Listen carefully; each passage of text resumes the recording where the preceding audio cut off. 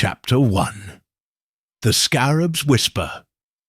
Cold March fog had settled over London, wrapping Carlton Terrace in a ghostly embrace of damp lamplight and muffled footsteps. Inside the warm glow of 221B Baker Street, Hercule Poirot sat in his favourite armchair. The little grey cells quiet for once as he savoured a cup of strong Darjeeling. Dr. Watson was at his writing desk, quill in hand, attempting to capture the details of their recent escapade, an underground book smuggling ring that had left both men with more questions than answers. The crackle of coal in the fireplace was interrupted by a soft knock, followed by the arrival of a uniformed messenger bearing a slender envelope sealed with dark green wax. "Mon ami," Poirot murmured, lifting the seal to reveal an invitation, printed in elegant script. Watson peered over his shoulder. "Monsieur Hercule Poirot, you are respectfully invited to a private exhibition of Egyptian antiquities, hosted by the Society of Antiquaries, in honour of Lady Grace Milford at the Fine Arts Club, Hanover Square. Thursday, 8th March, 7:30 p.m.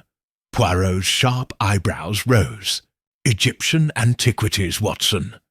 The Society's president, Lady Grace Milford, has long been a patron of the Oriental Institute. But why extend a personal invitation to me?" He folded the card with delicate precision. "One does not inquire, in a polite note, of course. But a whisper in the dark suggests matters more arcane." Watson closed his journal. "I shall accompany you then. You may need an assistant and a medical man to steady the nerves of any unfortunate soul who crosses a path of intrigue." Poirot smiled. "Excellent suggestion. Now, mon cher, we have hours until the exhibition. I shall require a new evening waistcoat and perhaps a touch of eau de cologne to fortify the senses." That evening, a hansom cab conveyed the two detectives to Hanover Square, its narrow streets illuminated by the steady flame of gas lamps reflecting upon slick cobblestones. The Fine Arts Club stood behind an understated grey facade. Within, the grand foyer was draped in burgundy velvet and warmly lit by wrought iron sconces. A doorman checked invitations with grave courtesy. Poirot and Watson crossed the threshold into a hushed hall where carved marble busts and gilded paintings presided over a gathering of London's cultural elite. Near a clustered group of ladies in pearls and gentlemen in evening dress, Lady Grace Milford stood beside a display case, lit from within. Her silver hair was coiled in an elegant knot, and her sapphire gown shimmered like starlight. At her side was Professor Amira Al-Fayoum, the Society's noted Egyptologist, whose keen dark eyes sparkled behind wire-rimmed spectacles. "Ah, Monsieur Poirot!" Lady Milford greeted him, inclining her head with stately grace. "Thank you for honouring my modest soirée." She extended a delicate gloved hand. Poirot bowed, kissing the tips of her fingers. "The honour is mine, madam. Your reputation for hosting the finest gatherings in London brings me inevitable fascination." Behind him, Watson offered his arm to Amira, who smiled in relief. Guests drifted around the room, their chatter a soft hum as they admired an array of antiquities, carved alabaster vessels, bronze statuettes of Anubis, and papyrus scrolls inscribed in faded hieroglyphs. But at the centre of the display, under a glass dome, stood the object of the evening's wonder, the scarab pendant of Thutmose III, a jewel set in gold, its azure lapis inlay gleaming like a desert oasis. The scarab is a symbol of rebirth. And protection, Amira explained to Watson. This particular pendant once belonged to a noblewoman of the 18th dynasty. It was discovered at Karnak, remarkably intact, though its provenance beyond that is curious. Watson murmured, "Curious how it came into Lady Milford's possession." Amira's lips twitched. It was auctioned in Geneva last year. A consortium of anonymous bidders ensured its sale, then gifted it to Lady Milford for public display. Poirot circled the case with the air of a connoisseur. "Notice, Watson, the minute ship at the Scarab's posterior." He tapped the glass lightly, and here he pointed to a barely visible line in the gold setting. A hairline fracture expertly soldered. Someone sought to conceal previous damage. Lady Milford followed his gaze. "I had no idea. It arrived in perfect condition, or so I was told." A hush fell as a murmur of alarm rippled through the crowd. Professor Al-Fayoum gasped softly. "Madame, I believe this scarab holds a secret." She produced a rolled fragment of papyrus, its edges singed. Unfurling it, she revealed a cryptic hieroglyphic inscription. An oath of vengeance against thieves. The guests leaned in, straining to catch the translation. "He who bears the scarab in false hand shall walk the path of the lost and damned, until the heartstone of justice stands." Professor Al-Fayoum translated in low tones, "A curse, or a protective enchantment. It speaks of a heartstone, perhaps the lapis itself, demanding rightful guardianship." A sudden crash drew their attention. The display case's glass had fractured at the base, spider-webbing outward, though the pendant remained untouched. Gasps erupted. Poirot's eyes narrowed. "Note the fracture pattern, Watson," he commanded. "The break originates on the side facing the entrance. Whoever did this had both stealth and precision." He knelt to inspect the shards.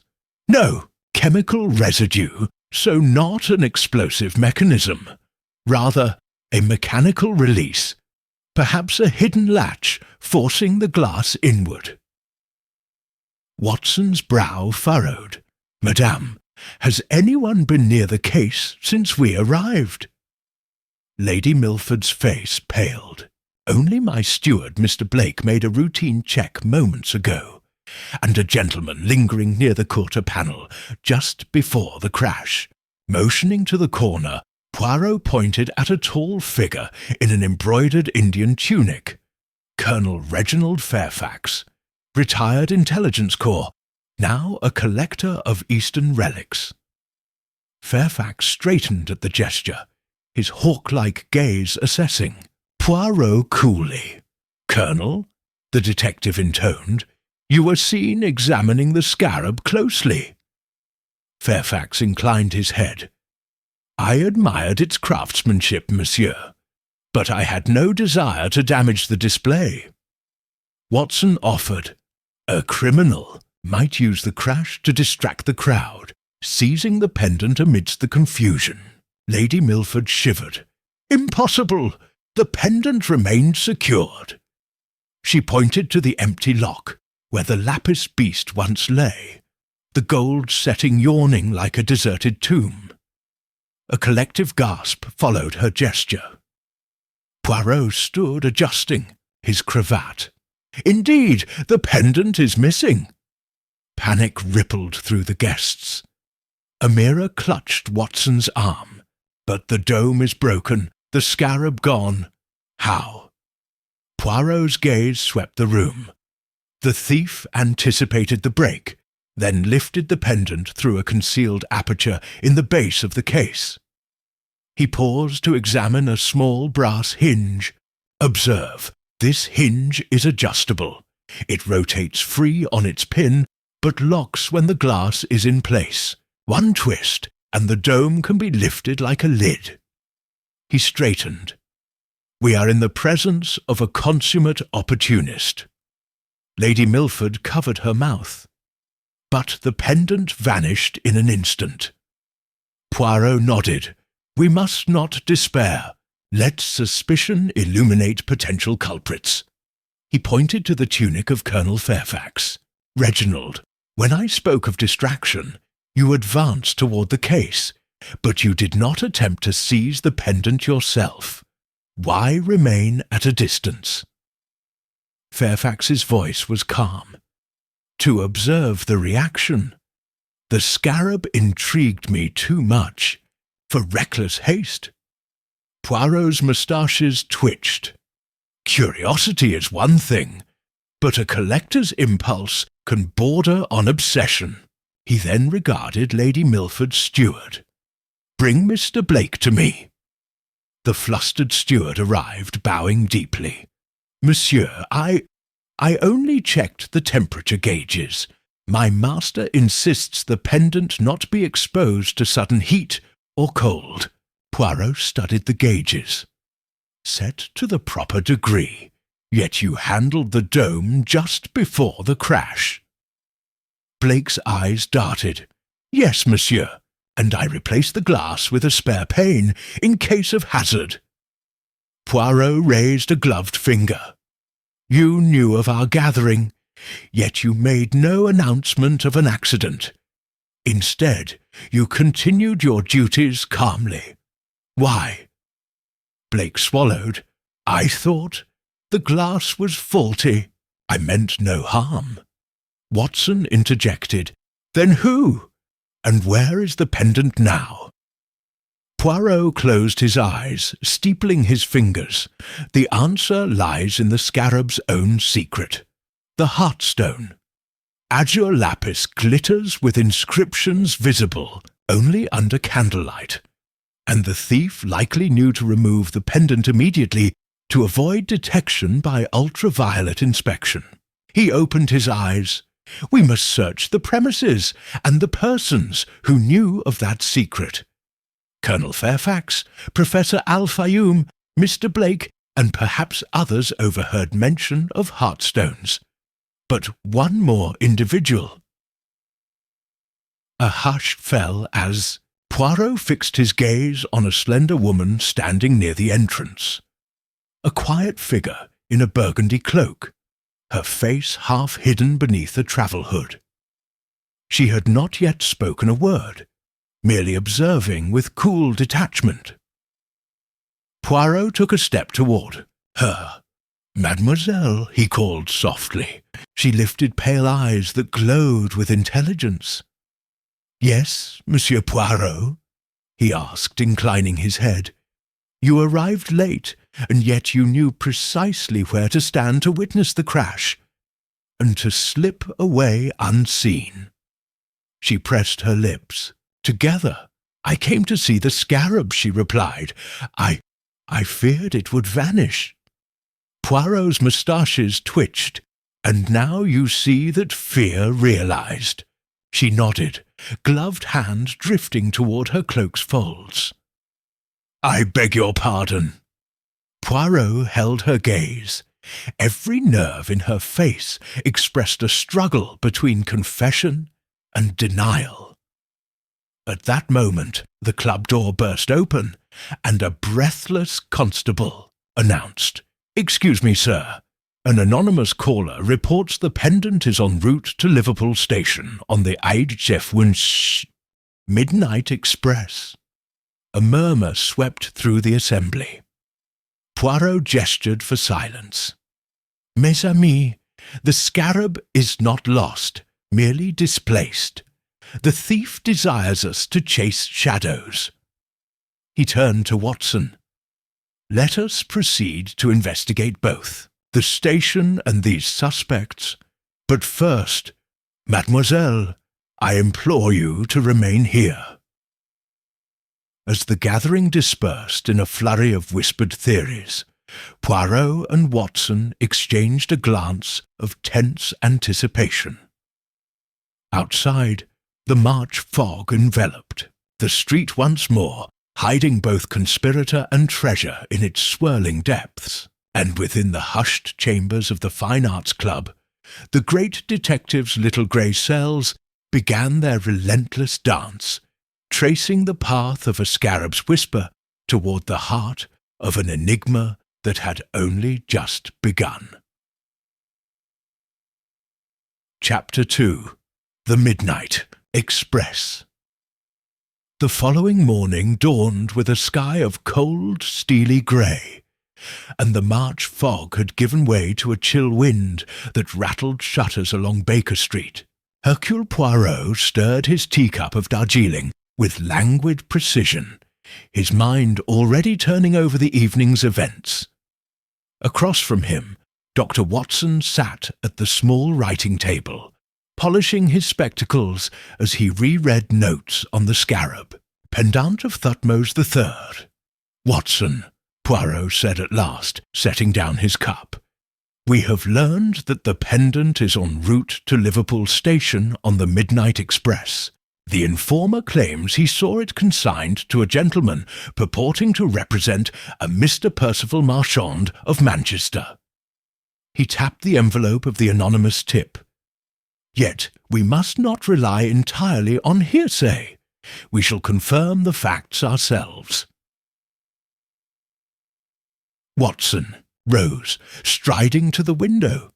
"It seems our thief is bold. To use official railway channels suggests confidence, or perhaps want of choice. If the scarab cannot be spirited away by hand, it must travel by contrivance." Poirot smiled thinly. "Precisely, mon ami. And that contrivance brings us northward. Would you care for breakfast at Simpson's before departure?" By 10 o'clock they were on their way to Paddington Station, Poirot in immaculate frock, coat and bowler, Watson in travelling tweeds. Simpson's provided a quick repast of kippers and eggs, after which Poirot signalled a taxi. "To Paddington, Watson. We must secure tickets for the 11:15 departure of the express to Manchester and Liverpool." The station teemed with Monday morning crowds. Businessmen in bowler hats, clerks carrying portfolios, and travellers clutching ticket bundles. Poirot and Watson approached the booking office with no fanfare, but with subtle purpose. Watson purchased 2 first-class seats to Manchester. Poirot added a third name, Mr. Percival Marchand, for the same coach. What if Marchand does not exist? Watson whispered as they took their tickets. "We would secure a seat in someone's name, and look foolish." Poirot's moustaches twitched. "Then we shall simply occupy the seat reserved for Marchand, explaining that the gentleman has been detained by urgent business. After all, a reserved seat vacant can be asked of courtesy." Half an hour later, they boarded the comparatively empty first-class coach. Watson settled by the window, notebook at the ready, while Poirot approached the attendant. "My good fellow, I am asked to occupy the seat bearing the name Marchand. Could you kindly show me where it lies?" The attendant consulted his list. "Here, sir, seat C, compartment 2. Poirot nodded thanks and slid into the compartment, closing the door behind him. Watson followed and took the facing settee, glancing at the elegant seating plan. Seats A and D reserved, B and C vacant. The coach was almost deserted. Only one other passenger, a portly gentleman with a weathered face, sat in compartment 4, engrossed in the Times. Poirot produced his handkerchief and, with a courteous cough, stepped to the corridor door. Before him stood the corridor attendant. "Might you fetch a porter to carry 2 suitcases to compartment 2, please?" The attendant nodded and disappeared. "It is wise," Poirot said, resettling himself, to appear entirely ordinary. The thief will not suspect a detective who behaves like an English gentleman." Watson smiled. "And here I thought you would leap about waving your cane." Poirot pursed his lips. "Mon ami, the little grey cells are not announced. They move unseen." As the train rolled out of Paddington under a gentle whistle, the compartment remained quiet. Watson leafed through his notes. Colonel Fairfax's precise manner, Lady Milford's distress, the curt remark of Professor Al-Fayoum, and the presence of the mysterious lady in Burgundy. All had opportunity, yet none had yet extracted the scarab, save perhaps that final figure whose identity remained unknown. An hour later, as the train passed through Bath, Poirot rose again. If our informant is correct, Watson, the pendant will change hands at Liverpool. But we must confirm its presence on board. I shall inspect the luggage van." He turned to Watson. "Will you keep the seat? Should I not return, you must summon the guard." Watson drew back the curtain, bewildered. "Very well, Poirot, but be swift, and beware of—" "Of course," Poirot replied, stepping into the corridor. Moments later, Watson heard the attendant escorting Poirot out of the coach. The detective's soft voice drifted back via the corridor. "Forgive me, mon ami, but I must examine the van. Remain calm." Watson returned to his seat, heart ticking faster than the wheels, his senses straining for the slightest clue. A shadow flitting by the window, a distant footfall on the corridor, the faint creak of the train's suspension. 20 minutes passed. Watson tried his notebook, jotted impressions, but found his mind circling. Then, just as he began to rise and check the corridor, the compartment door opened. Poirot re-entered. Faint smudge of dust on his sleeve, triumphant gleam in his eye. "Watson," he whispered, closing the door, "the van holds 26 crates of antiquities under the Society's consignment for the Manchester Museum. Among them, one small brass-bound box labelled to un marchand. The guard assured me the box was present at departure and was not removed at any stop. Our scarab remains on board." Watson exhaled. "Then the heirloom is still enclosed." Poirot's fingers drummed on the table. "Exactly. But our thief must know this. Why else instruct a courier to transport the pendant? The answer lies in the box's destination. Perhaps Mr. Marchand is in league with the thief, awaiting his treasure." They fell silent as the train sped onward through the rolling Cotswold hills. Occasionally the guard passed, eyeing them with polite curiosity. The portly gentleman in compartment 4 still studied the Times, indifferent to anything but the targeted headlines. It was shortly before noon when the first sign of Liverpool's approach appeared, an announcement over the public address, muffled but distinct. "Liverpool Lime Street arriving shortly. All passengers to Manchester please transfer at Crewe." Poirot nodded. "We disembark at Crewe, Watson, and await the arrival of Marchand, or our suspect, in the refreshment room." Watson looked up. "You think the thief will break cover there?" Poirot smiled. "They will assume security loosens at junction stops. And at Crewe, one leaves the antiquities van and joins the main train. An excellent opportunity to transfer the pendant to safety." As the train began to slow, they gathered their grips and moved to the corridor. Poirot peered out at the platform. Bustle of porters, hurrying commuters, blur of signalmen's jackets. Once at the door, he tapped lightly, and the attendant swung it open. Watson followed, stepping onto the platform. "First, my good fellow," Poirot addressed the guard stationed near the luggage van, "might we inspect the box bearing the Marchand label?" The guard looked uncertain, but recognized the detective's composure. "Very well, sir. One moment."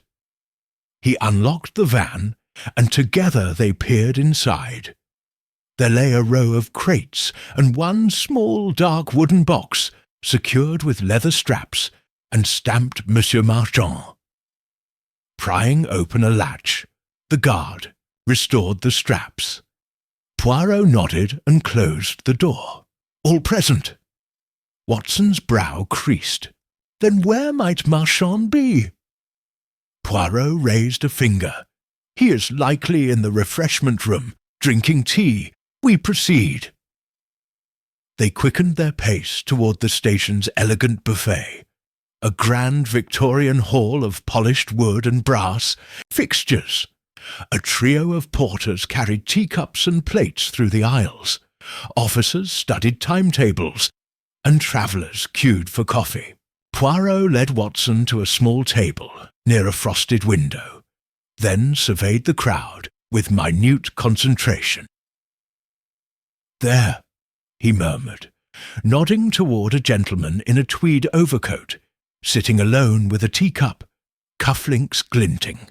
The man's back bore the remains of a dark green satin label affixed at shoulder level, now partially torn away. He fingered his cup, glancing frequently toward the platform, an air of impatience about him.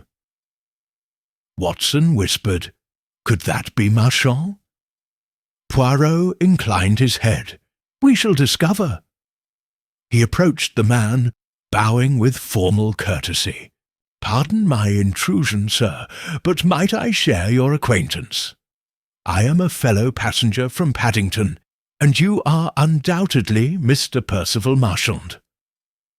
The gentleman's eyes flicked up in startled recognition.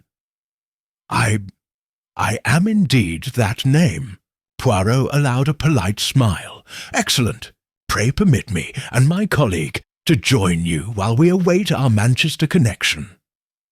He gestured to Watson, who quietly seated himself.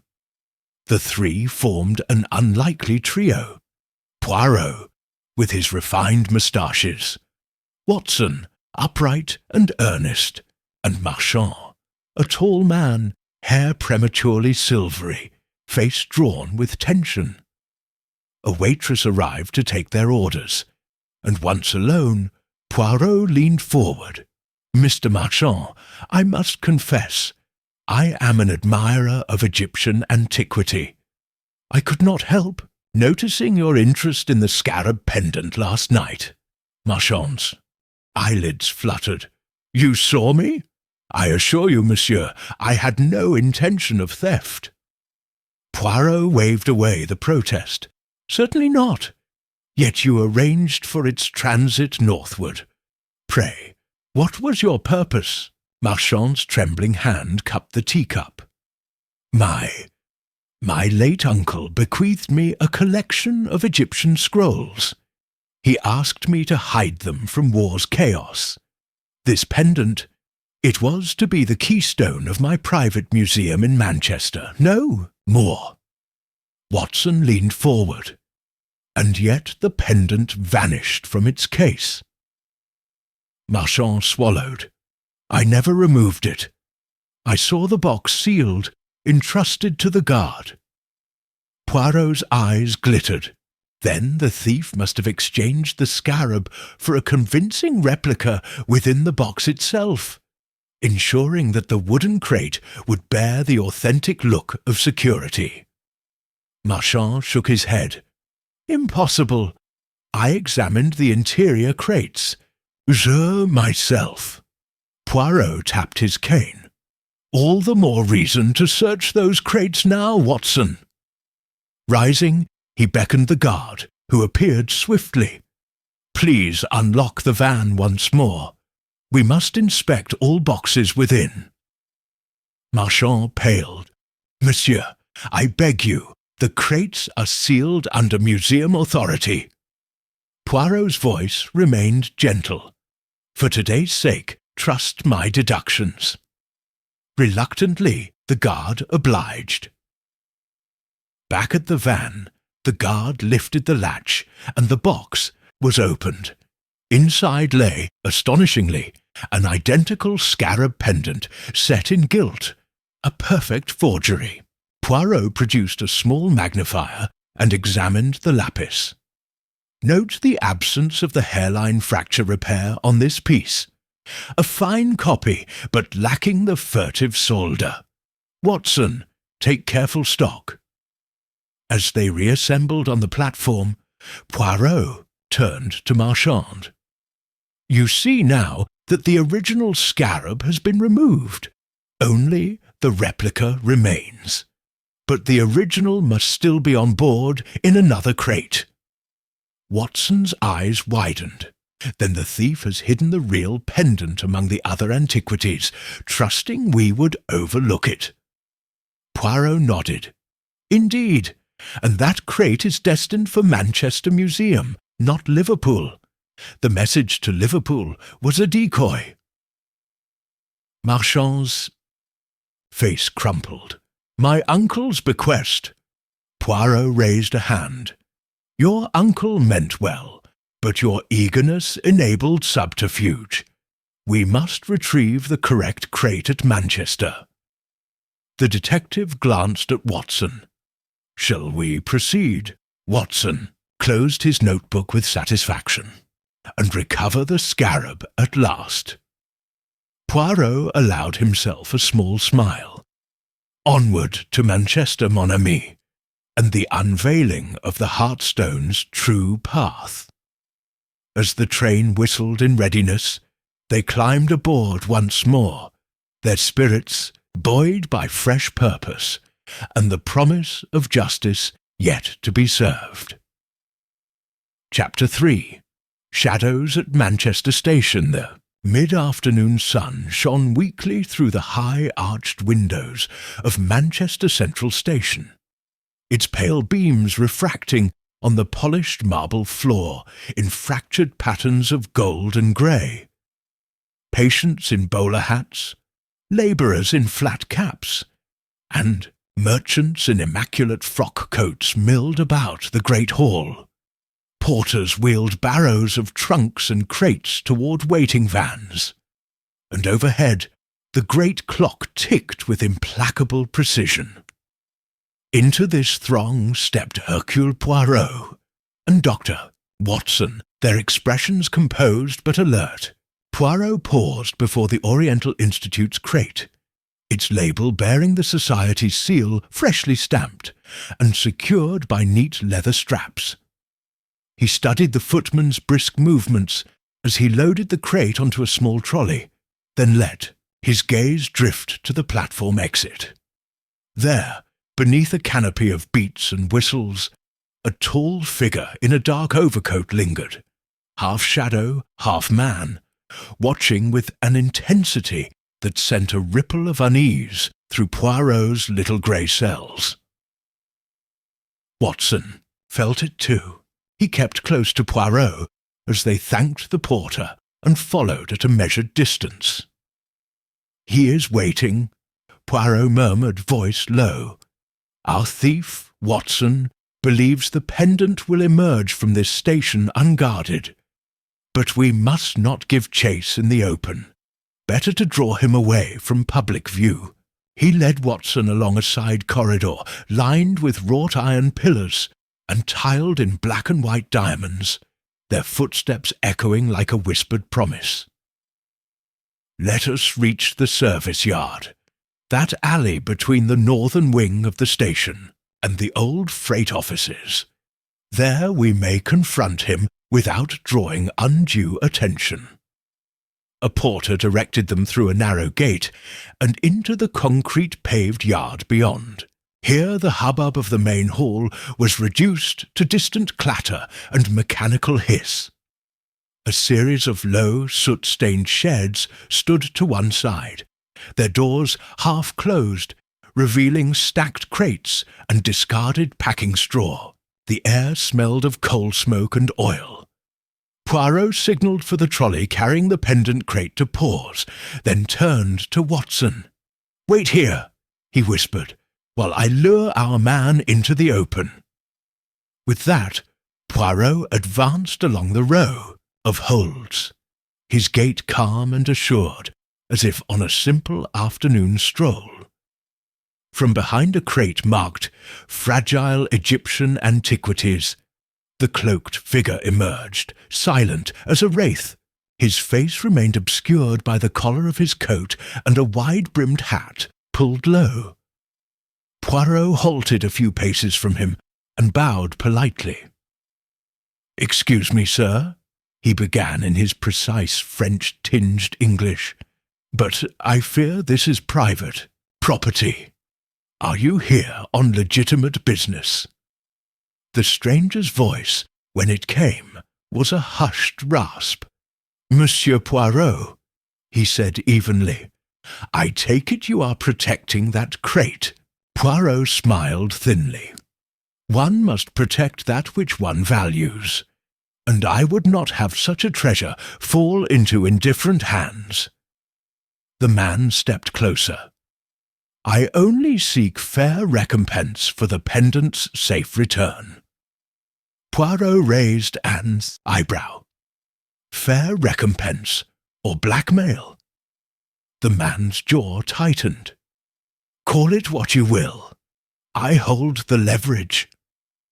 Poirot's gaze shifted briefly toward Watson, who remained concealed behind the trolley, revolver at the ready.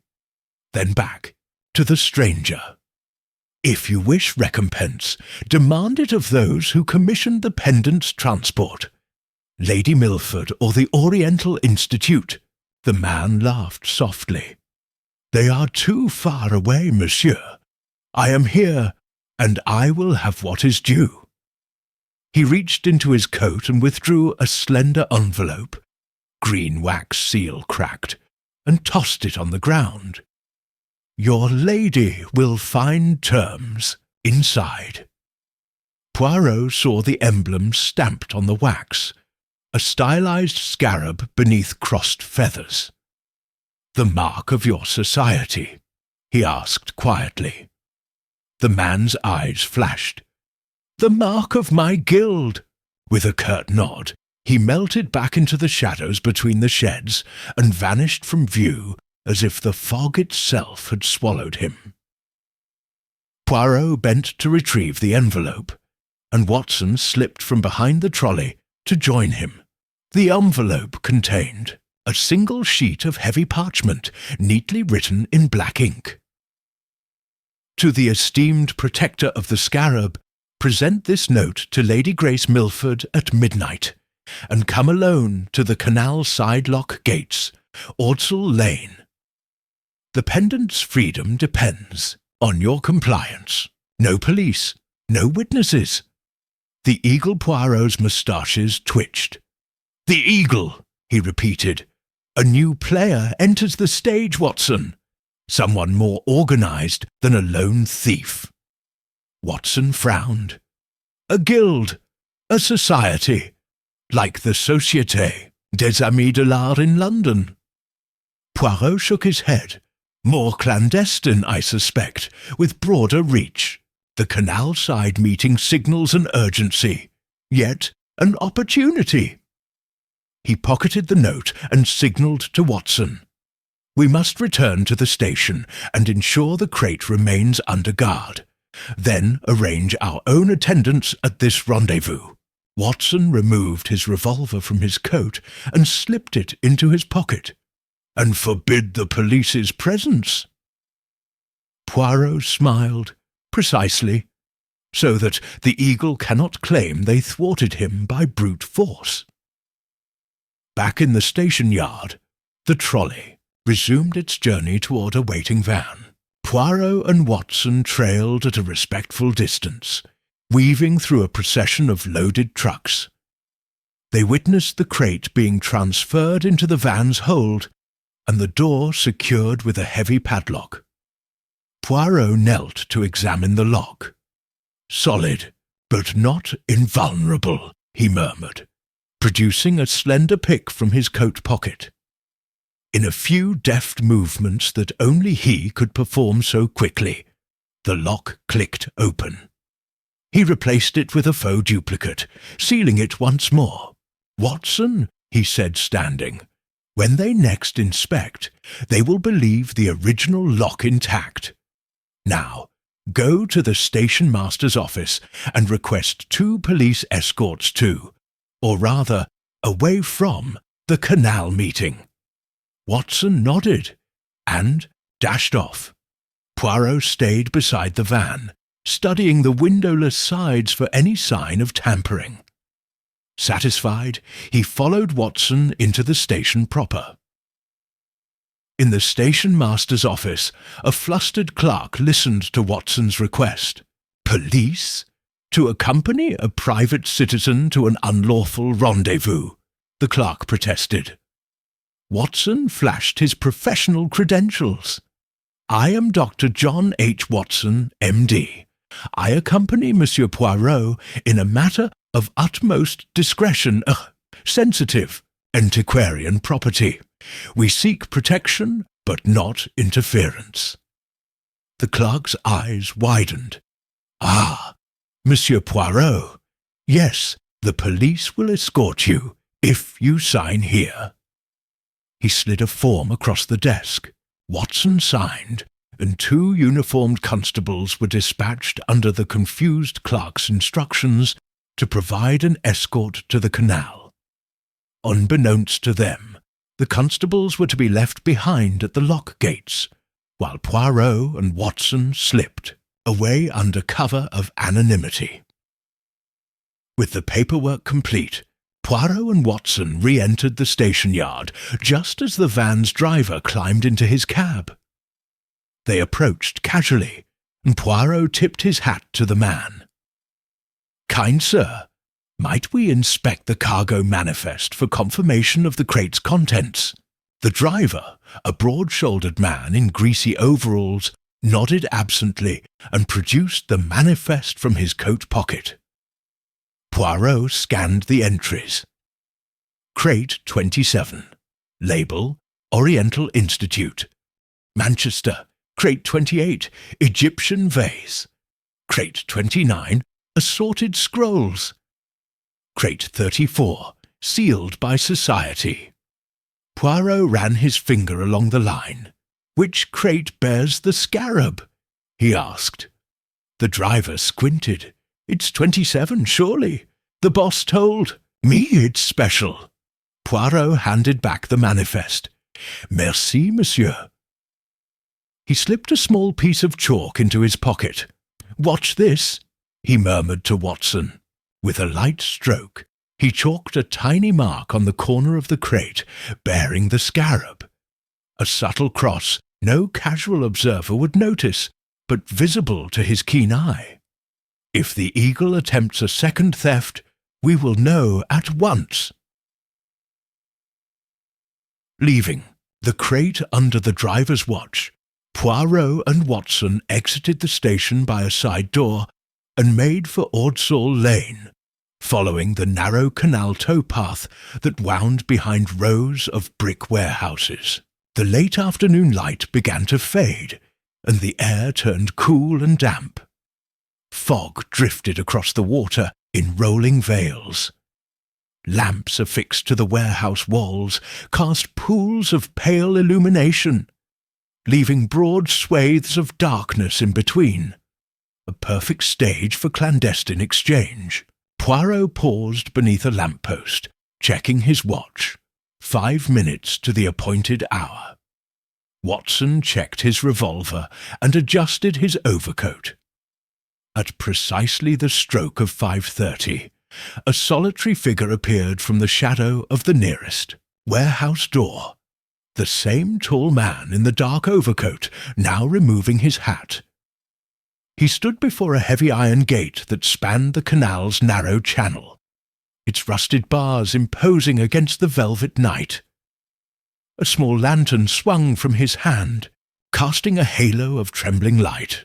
Poirot and Watson remained concealed behind a pile of crates, watching in silence. The man lifted the lantern to illuminate the note's instructions. Only Lady Grace Milford was to attend. He frowned and murmured, "He expects her, but he shall have me." He unfolded the parchment and spoke its words aloud in a low, gravelly voice, as if testing their power. A moment passed, and then he pressed his hand to the iron gate, turning a concealed handle. The gate swung open with a metallic groan, revealing a short walkway leading to a small wooden launch moored at the opposite bank. The boat's hull was painted black. Inside lay a velvet cushion, faintly reminiscent of the Oriental Institute's crate lining. It seemed to wait for someone's treasure. Poirot leaned toward Watson. "He brings his own means of conveyance. The Eagle will not risk open roads." Watson whispered, "And when Lady Milford does not arrive, he will wait, then seize the pendant himself." Poirot nodded. "Therefore we strike first." He allowed Watson to raise his revolver. Then he emerged from concealment, arm raised in a gesture of diplomacy. "Monsieur," he called, voice rich with authority, "pray, allow us this gentle interruption." The stranger swung the lantern downward, revealing the face beneath the hat's brim, features sharp and dark, with eyes that glistened like wet stone. He levelled a small pistol in Poirot's direction. "I knew you would interfere, detective," he rasped.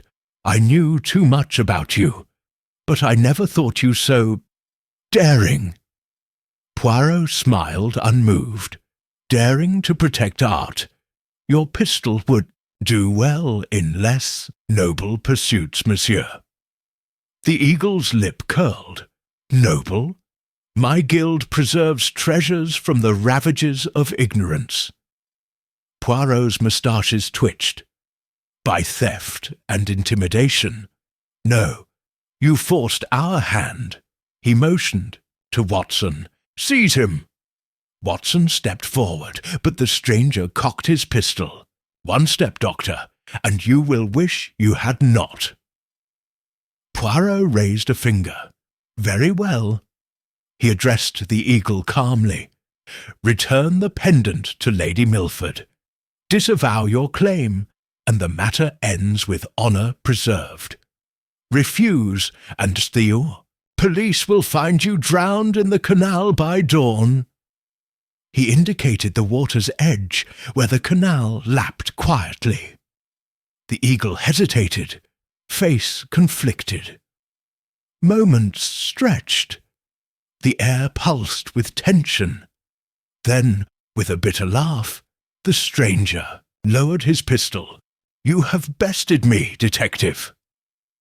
He reached inside his coat and produced a small wooden box. "The pendant." He held it aloft, trembling. Watson lunged, and the Eagle dropped the box into the canal, as if hoping to destroy the evidence of his failure. Poirot's eyes narrowed. "Watson!" he exclaimed.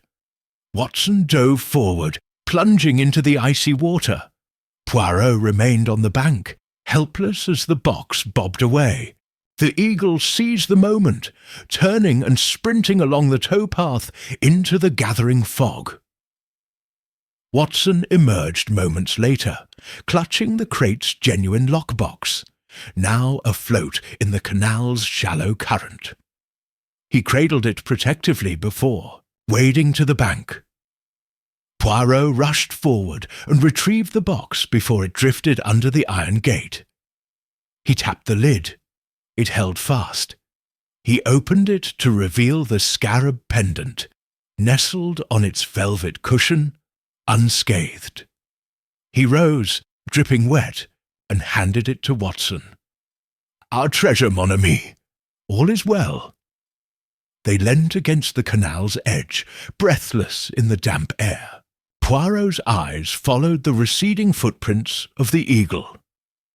"He will not attempt this again," he said softly.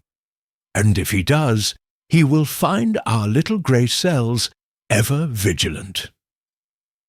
Watson cradled the pendant gingerly. "The Heartstone is safe." Poirot patted his friend's shoulder. "Indeed.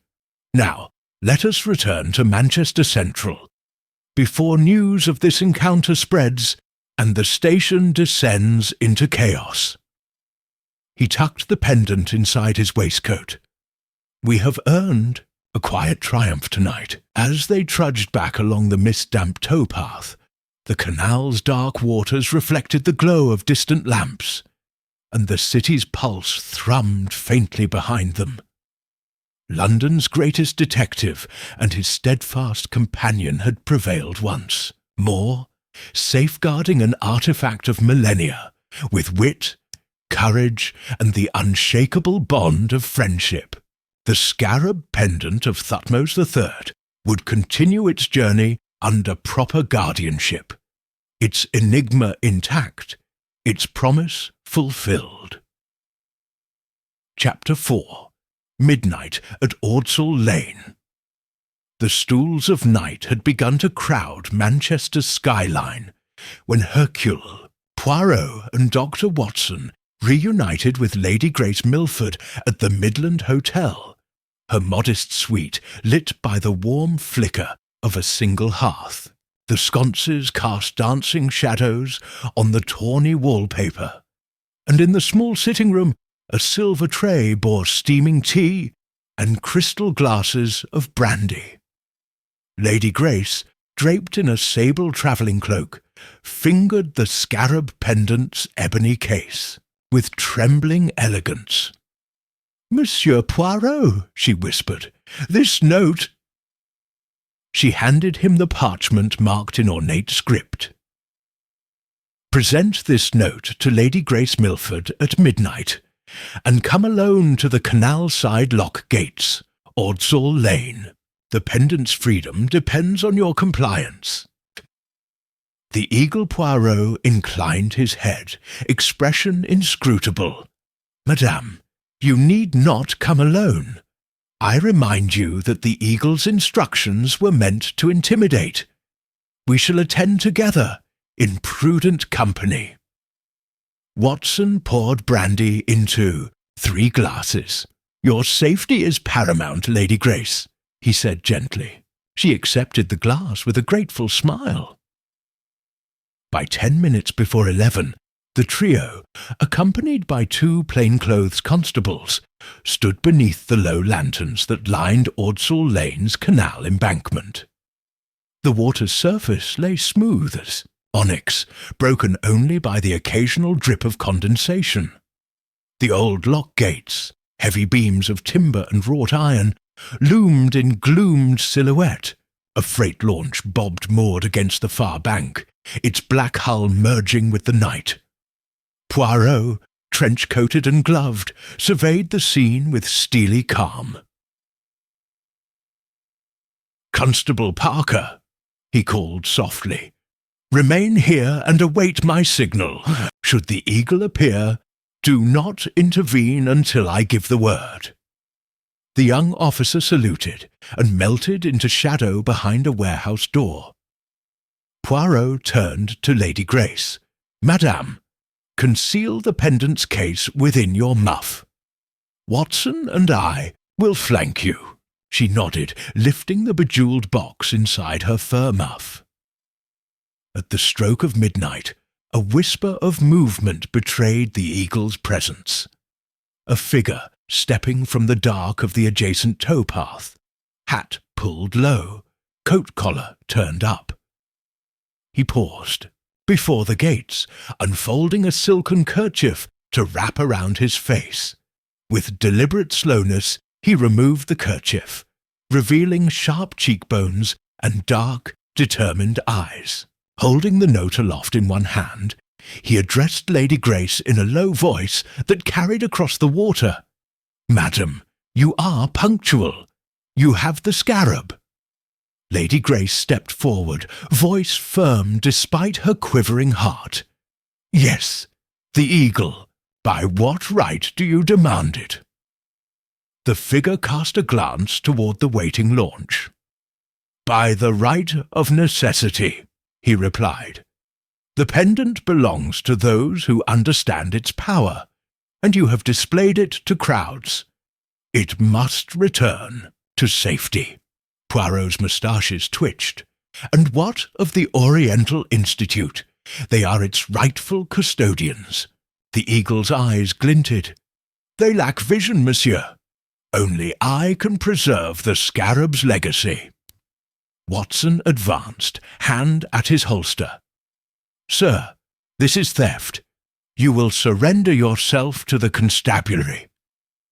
The eagle flicked a glance at the constables, Parker and his colleague, standing immobile. "The police are ill-equipped to value antiquity," he scoffed. "Look to their ledgers, not to history." He stepped back, weight shifting to his booted heel.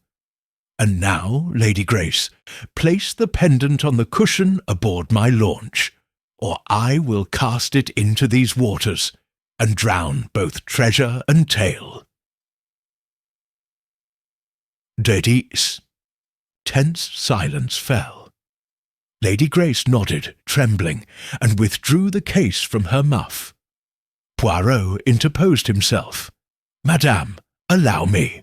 He produced a slender baton from his coat pocket and tapped it twice on the lock gates, a prearranged signal. In reply, a distant lantern sparkled to life by the station-yard behind them, catching the eagle's gaze. "You see," Poirot said, softly, "this launch is not your lone conveyance. 2 boats lie moored further upstream. Awaiting deployment, the eagle's face hardened. Clever, but foolish." He stepped toward Lady Grace, motioning her to obey. Poirot seized the moment. "Watson, now!" The doctor lunged forward, drawing the pendant's case upward. The eagle fired a harsh curse and levelled his revolver.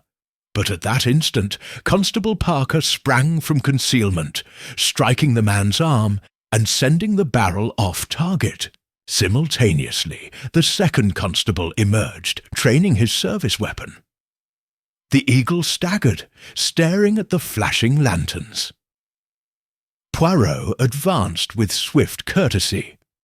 "Sir, you are under arrest for attempted robbery and unlawful possession of antiquities." The eagle's shoulders sagged. With a sharp intake of breath, he removed his hat. Beneath the brim lay silver hair and haunted eyes. Professor Amira Al-Fayoum herself, the Oriental Institute's celebrated Egyptologist. Lady Grace gasped. Watson stepped forward. "Professor!" Amira pressed her gloved palms against her, chest, voice trembling. I did not wish harm. The Institute's counsel sought to remove the pendant from public view, claiming it endangered the collection. I alone could ensure its safety." Poirot's gaze was both stern and understanding. "You misjudged us all, madam. The line between preservation and possession is narrow indeed." Lady Grace knelt to retrieve the scarab case from Watson's hand. The pendant within gleamed faintly in the lantern light, lapis catching each glint. Amira covered her face with both hands, tears slipping beneath her gloves. "I feared the museum would sell it to private collectors," she murmured. "I secured it to hide the threat." Poirot laid a gentle hand on her shoulder. "Fear can lead even the wisest astray. But the rightful home of such a treasure is among scholars and the public, not in solitary custody." He motioned to the constables. "Take Professor Al-Fayoum into protective custody." Let the magistrate decide, but ensure her expertise guides future care of the pendant." The constables bowed and, with respectful gentleness, escorted Amira across the lock gates. Watson hovered, compassion in his eyes. Poirot turned to Lady Grace. "Madame, your scarab is safe." She closed the case around it. "Thanks to you, Monsieur Poirot, and to Dr. Watson."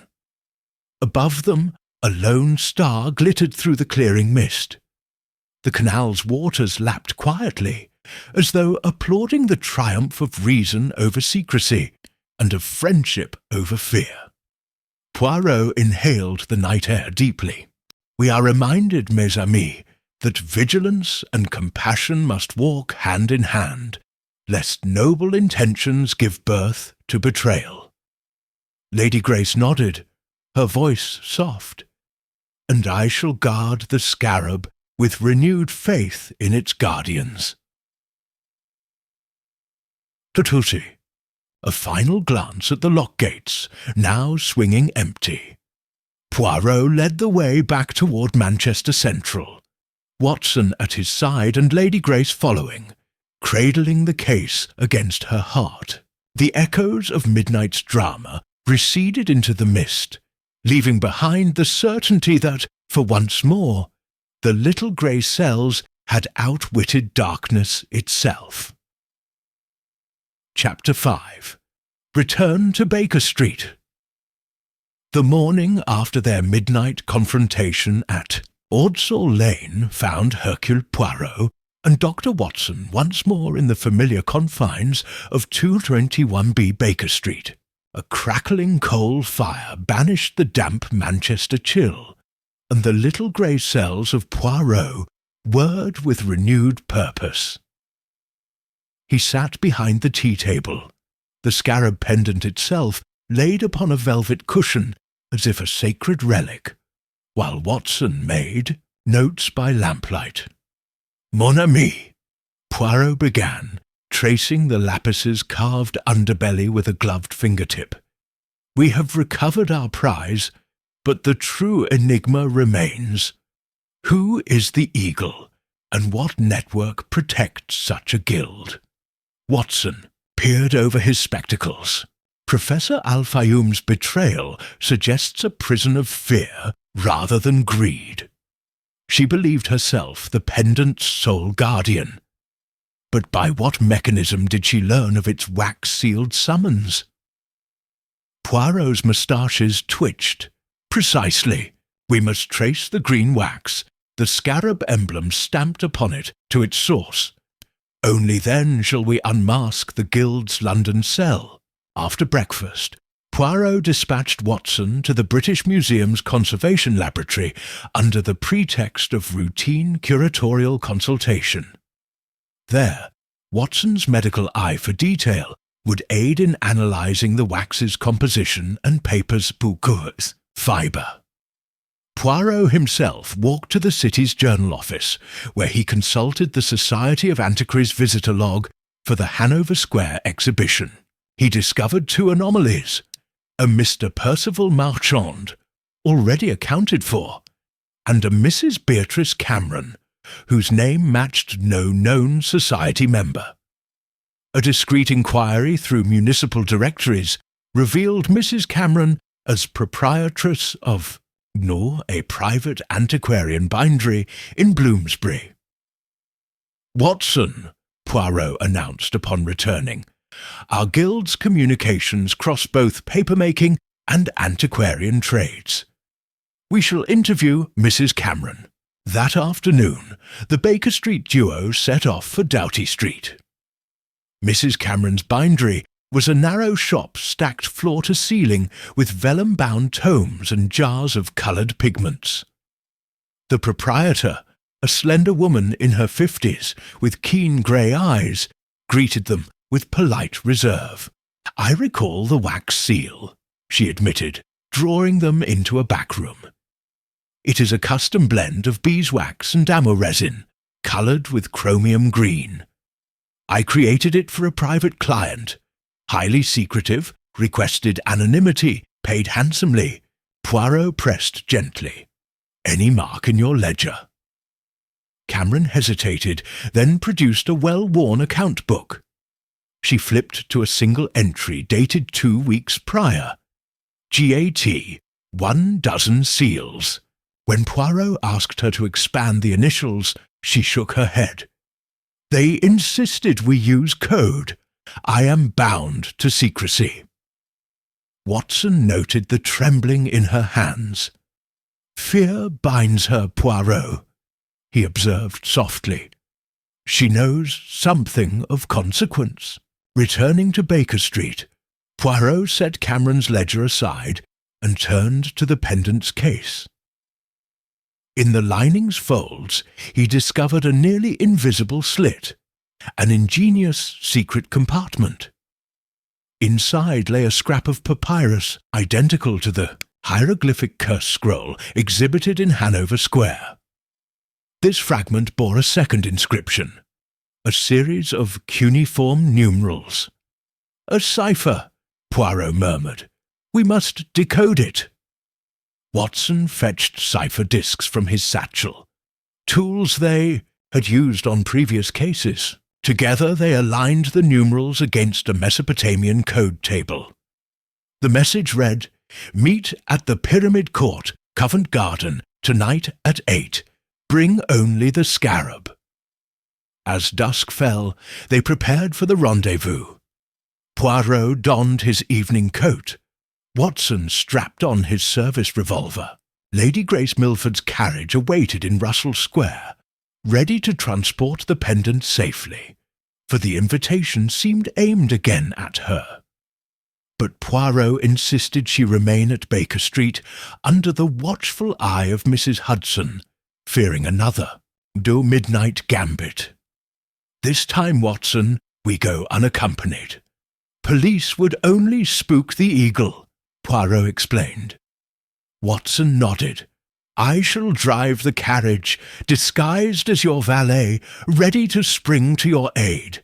At 8 o'clock, they arrived at the Pyramid Court, a narrow courtyard behind the theatres of Covent Garden, renamed for its central obelisk fountain. The courtyard lay deserted, the only illumination from a single lamp-post and the glow spilling from a nearby tavern. Poirot stepped from the carriage, Watson just behind him, and placed the Pendent's case on a low plinth beneath the obelisk. The night air felt thick with anticipation. Now we wait, Poirot whispered, eyes scanning the shadowed archways. Moments passed before the silhouette of a tall man detached itself from a distant passage. He moved with deliberate slowness, hat brim low, reminiscent of the eagle's midnight appearance at Ordsall Lane. Poirot stepped forward. Monsieur, he called, you summoned us. The man paused in the lamplight. No pistol this time, only a black velvet pouch in one hand. He dropped the pouch at his feet. The Pendent's fate lies in trust, he intoned. Return it to the Institute, and no harm will come to your patrons. Poirot raised an eyebrow. Your guild demands obedience, yet your words counsel prudence. The man's collar fell back, revealing the sharp features of Colonel Reginald Fairfax. Watson's breath caught. Colonel, I did not expect you. Fairfax inclined his head. I would have preferred to work behind the scenes, Doctor, but when I recognized the seal's design, borrowed from a Muggle collection, I knew my fence had crossed the wrong line. I secured a copy of the Serpent Seal and delivered it to my handlers, but I could not let the real scarab vanish into private hands. He paused, guilt shadowing his eyes. I regret the deception, but the Institute's board sought to restrict scholarship behind closed doors. I acted for the greater good. Poirot studied him. Your motives are noble, yet your methods flawed. You endangered Lady Milford and Professor Al-Fayoum. Fairfax bowed his head. "I accept your judgment, Monsieur Poirot." Poirot extended his hand. "Then make amends. Deliver this pouch to the Institute's curator at once." Inside, it lay the ledger corroded with GAT's initials, a confession of Mrs. Cameron's client. Fairfax nodded, retrieving a sealed envelope from his inner pocket and adding it to the pouch. "Everything is here," he said quietly. "May it suffice." Watson placed a reassuring hand on Fairfax's arm. "You've done right." With the case secured once more, Poirot allowed Fairfax to depart by a side exit. He and Watson returned to Baker Street by coach, ensuring no pursuit. Back at 21B, Lady Grace awaited with apprehensive relief. When Poirot returned the case to her, she whispered her gratitude. "I owe you all everything." Poirot inclined his head. "The scarab is safe, madam, and in able hands.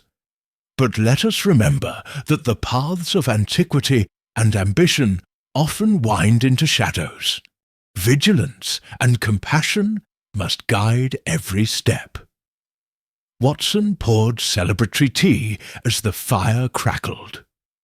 Outside, the London streets lay quiet in the late hour, bearing witness to another triumph of little grey cells over the darkness of secrecy and fear. Chapter 6. Unmasking G8. The early spring sun shone pale and thin through the muslin curtains of 221B Baker Street, illuminating a scatter of papers across Poirot's writing desk. Mrs. Cameron's ledger, Colonel Fairfax's envelope, and the scrap of cuneiform numeral cipher. Dr. Watson polished his spectacles and leaned forward. "Monsieur Poirot, the initials GAT in Mrs. Cameron's ledger still elude us. We know they represent the client for whom she pressed the green wax seals, but who could GAT be?" Poirot stirred his tea with deliberate care. "Mon ami, we have clues aplenty. A private antiquarian bindery in Bloomsbury, the Society of Antiquaries visitor log, noting Mrs. Beatrice Cameron, and no fuller name.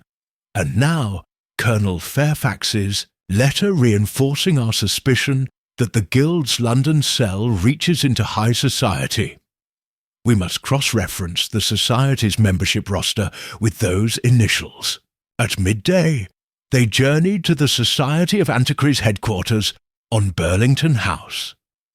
In the hushed galleries of fossils and Roman busts, the registrar produced the annual membership roll, a leather-bound volume as thick as a sermon. Poirot leafed through names in gilt.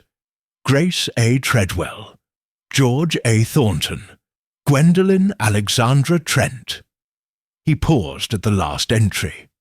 "Ah, Gwendolen Alexandra Trent of Grosvenor Square." Watson raised an eyebrow. "An aristocrat, yes, but an avid collector of Mamluk textiles, not Egyptian antiquities." Poirot smiled. "Yet one's passions need not be exclusive, nor one's secrecy the less profound. We must visit Mrs. Trent." That afternoon, the detective and his companion alighted before an imposing red-brick mansion at number 12 Grosvenor Square. A liveried footman led them through an opulent foyer to a drawing-room lined with Byzantine tapestries.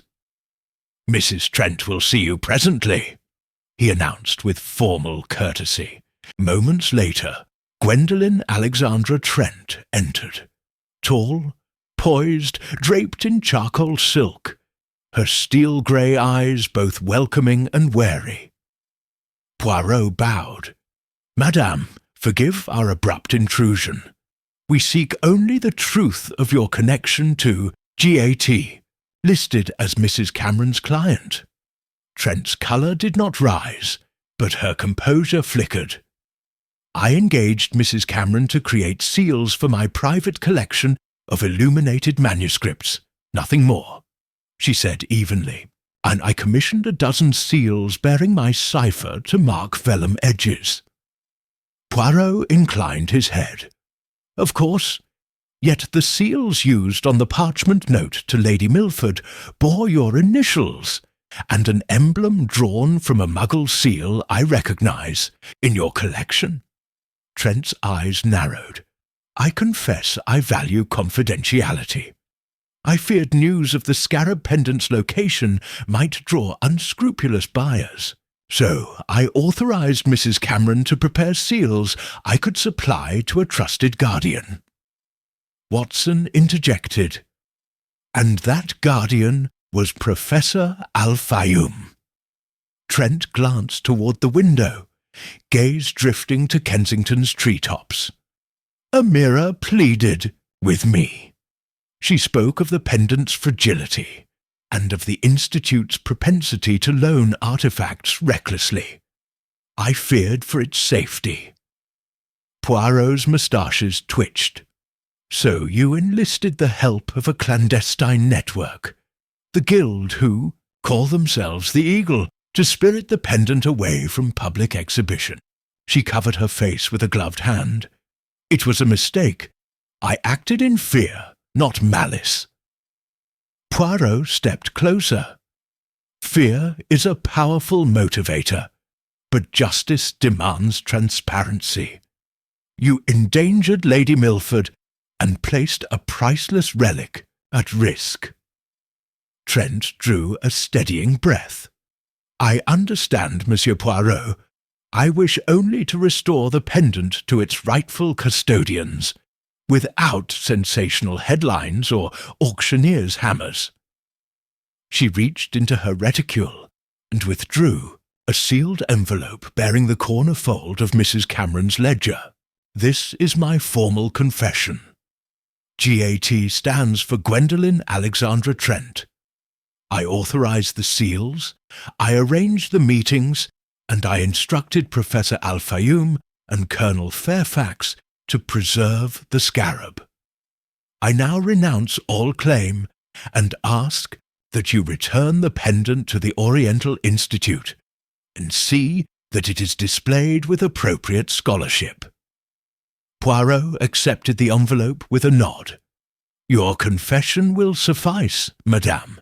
I shall see that the Institute's curator receives your statement, and that both Lady Milford and Professor Al-Fayoum are apprised of your repentance. Trent inclined her head, relief softening her features. Thank you, monsieur. I only hope the pendant may one day be safe from both thieves and well-intentioned custodians. Watson offered a reassuring smile. Fear not, madame. With such seasoned stewards as ourselves and the Institute's scholars, the scarab pendant will be honoured and protected. As dusk settled, Poirot and Watson returned to Baker Street with Trent's confession and a renewed sense of closure. That evening, they summoned the curator of the British Museum's Department of Egypt and Sudan, in whose hands the pendant now properly rested, and delivered the confession, the green wax seals, and the sealed case. The curator, Dr. Marjorie Kessler, pledged to mount the pendant in a secure public exhibition, accompanied by scholarly commentary on its history, artistry, and the very mysteries that had led to its near loss. We will honour every dimension of its story, she affirmed, from its commissioning by Thutmose III to its passage through treacherous conspiracies. Back at Baker Street, Poirot sat before the fire, Watson by his side. The enigma of the guild is laid to rest, Poirot mused, lifting his teacup. Fear gave birth to secrecy, and secrecy to theft, but courage and candour restore what was lost. Watson raised his cup. Here's to truth, Poirot, and to the little grey cells that guard it. As they drank, the city's lights flickered. Beyond the window, and the scarab pendant, now destined for honest scholarship, rested in peace upon its velvet cushion, the final piece in an intricate puzzle of antiquity and ambition. Tomorrow, the world would behold it anew. Tonight, it lay safely at home, and in that knowledge, the greatest mystery had its happiest ending. Chapter 7. The Exhibition and the Invisible Hand. The grand colonnades of the British Museum stood serene beneath an autumnal sky as London's finest assembled for the unveiling of the scarab pendant of Thutmose III. Ornate banners fluttered in the crisp air, and the hush of anticipation thrummed through the marble halls longer than any echo of steam or carriage wheels.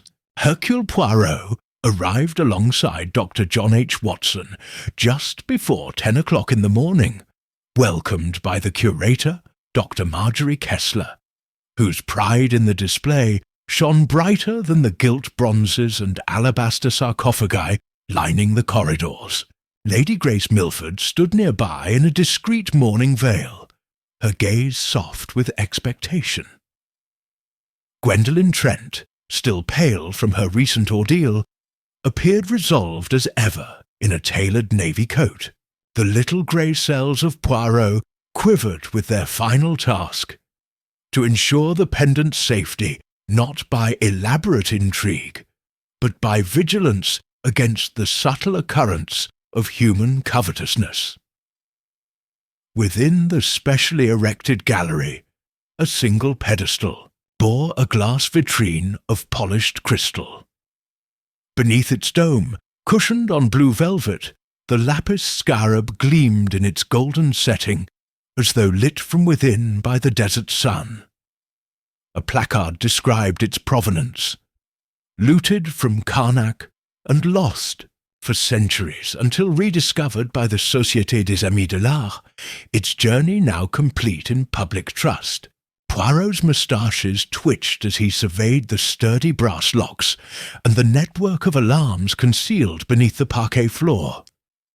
Yet he noted, with quiet disapproval, the lack of a continuous watch.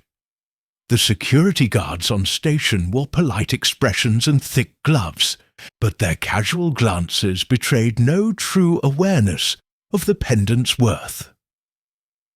Watson, meanwhile, engaged Dr. Kessler in eager conversation about conservation techniques, his tone both professional and warm as he examined humidity gauges and microspectroscopic analyzers set at intervals along the walls. Every few paces he pointed out a framed papyrus or a case of faience Chabtis, but Poirot's gaze remained fixed on the centerpiece. When Watson returned to his side, he found Poirot tapping a polished footlight switch by the vitrine's base, a discreet signal that illuminated the scarab from below in shifting cerulean tones. "Note, Watson," Poirot murmured, "that the light's angle shifts ever so slightly with each footfall. A cunning design, but one that invites tampering. A would-be thief might time the illumination so that guards abroad the corridor see only a static gaze, while the shadow of his hand passes beneath cover of the shifting glow." Watson frowned. Surely no one would contrive so elaborate a theft after our recent triumphs. Poirot's eyes danced. "My friend, complacency is a thief's best ally. Great conspiracies have become small intrigues, and now we guard against the invisible hand that covets whatever it cannot possess by overt means." Prudence dictated that Poirot secure a watch over the exhibit as the afternoon waned. He prevailed upon Dr. Kessler to station an additional guard in plain clothes near the vitrine, then stationed Watson by the entrance to the gallery. He himself took a post behind a column, hidden by the swell of visiting scholars. As the crowds of dignitaries swarmed in, murmuring admiration, Poirot observed each face in turn. Distinguished Egyptologists, society matrons in silks, a sprinkling of diplomats. Among them, he noted the fluid movement of a museum attendant named Ernest Hadley, whose pallid complexion and nervous gestures caught the detective's attention. Hadley's badge read Assistant Curator, and he lingered too long by the vitrine, ostensibly checking the humidity indicator, but in truth tracing the outline of the seals. At 6 o'clock, the last visitors departed, leaving only the museum staff and a skeleton watch of officers. Poirot gathered Watson and Dr. Kessler in a secluded alcove.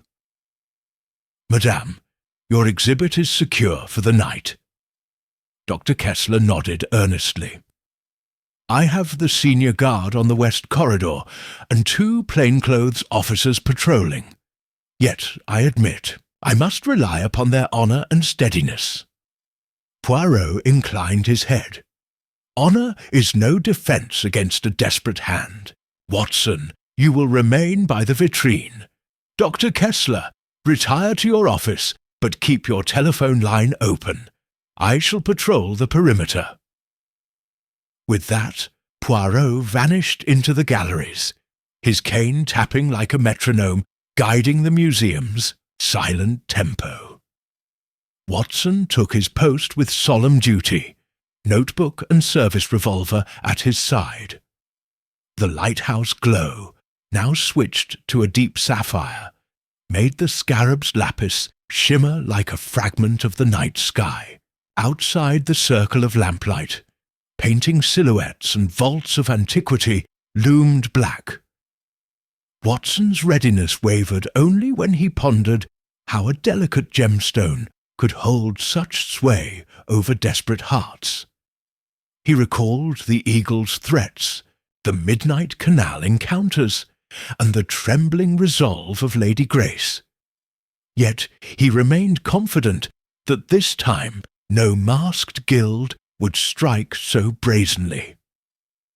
Meanwhile, Poirot traced the galleries and journey, each turn a meditation on human folly and the resolute spirit of preservation.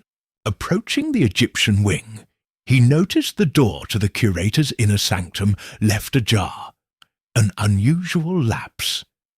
He peered in to find Ernest Hadley rifling through a drawer of administrative memos, his elbow hooked against the edge to steady himself. Hadley's hat was removed, revealing a scrawl of paltry freckles and a pallor that bespoke faint guilt. "Pardon, monsieur," Poirot called softly as Hadley spun in alarm. "I am merely retrieving an accounting ledger." Hadley swallowed visibly. "Of course, sir. I must update the inventory." Poirot's moustaches quivered. "Indeed, but one must lock one's office against mischief. Will you allow me to close the door?" Hadley nodded, trembling, and left the desk within reach. Poirot stepped in, gently locking Hadley out. He opened the drawer and retrieved a small notebook, charting every visitor's access to the vitrine. But more tellingly, a second column scribbled with times of night visits and private consultations. Times when the guards were elsewhere. Poirot slipped it into his coat pocket. Emerging into the hush of the main gallery, Poirot reflected on the affront. A trusted employee who plotted theft by information rather than by force. If Hadley provided schedules to an accomplice, the final theft might come not from a cloak and dagger, but from a gentle lift in a crowded moment. He quickened his steps back to Watson. At 8:30, the museum fell into a tranquil dusk, corridors empty save for the steel guards and the faint hum of security systems. Watson reported nothing amiss, though his eyes betrayed a slight quaver. Poirot beckoned him to the exit. "Now, Watson, we shall reveal our final safeguard." They followed the corridor to the vitrine just as one of the plainclothes officers finished his circuit. Poirot laid a gloved finger on the glass. "Do you see this faint hairline crack at the corner?" he asked the guard. The officer examined it. "Yes, sir. Did not notice it before." Poirot tapped the casing. "That crack is barely large enough to insert the thinnest hand or tool. I shall seal it with a resin compound. It will take hours to dry, but until morning no one can access the pendant." While the resin cured, the guards sealed the gallery door and set a watch by the entrance. Dr. Kessler arrived to find Watson and Poirot waiting on either side of the vitrine. "I was uneasy," she admitted, her voice soft. "I could not sleep." Poirot smiled kindly. "Your vigilance has been most admirable, but fear, madame, is an unreliable sentinel. We have fortified not only the locks, but the duty of every watchful eye." The constables saluted. With the final cracks patched, Poirot allowed Dr. Kessler to depart under guard. Watson accompanied her to the door and returned to Baker Street, leaving Poirot alone in the echoing halls of antiquity. The detective wandered back to the vitrine and laid his palm on the crystal dome, as though offering a silent pledge. "Sleep well, little scarab," he whispered. "Your journey ends not in shadow, but in the light." When dawn's first grey light filtered through the skylights, Poirot joined the morning watch to remove the resin patch and inspect the seals. No one else had entered the gallery.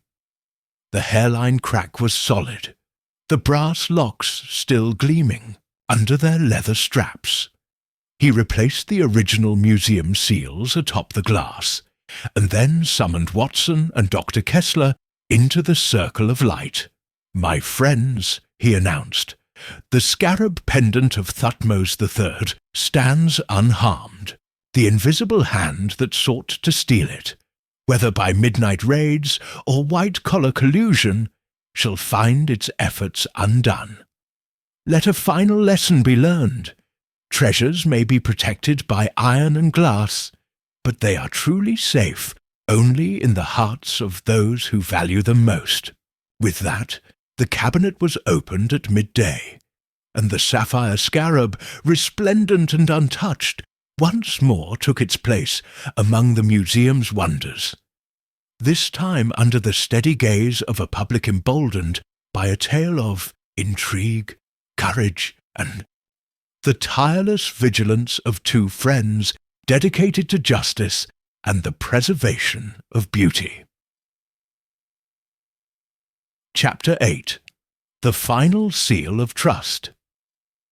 The chill of early winter had settled once more over London, as the scarab's long odyssey drew toward its conclusion. In the hushed sanctity of the British Museum's boardroom, Hercule Poirot, Dr. John H. Watson, Lady Grace Milford, and the museum's curator, Dr. Marjorie Kessler, convened beneath high-arched windows that filtered pale daylight over polished mahogany. The scarab pendant of Thutmose III lay upon the central table, encased in its plush velvet cushion within the crystal vitrine that had guarded it so faithfully. Outside, the wind rattled the leaded panes. Inside, the atmosphere shimmered with anticipation and relief. This, Poirot knew, would be the final chapter in the pendant's storied drama. A seal of trust unbroken.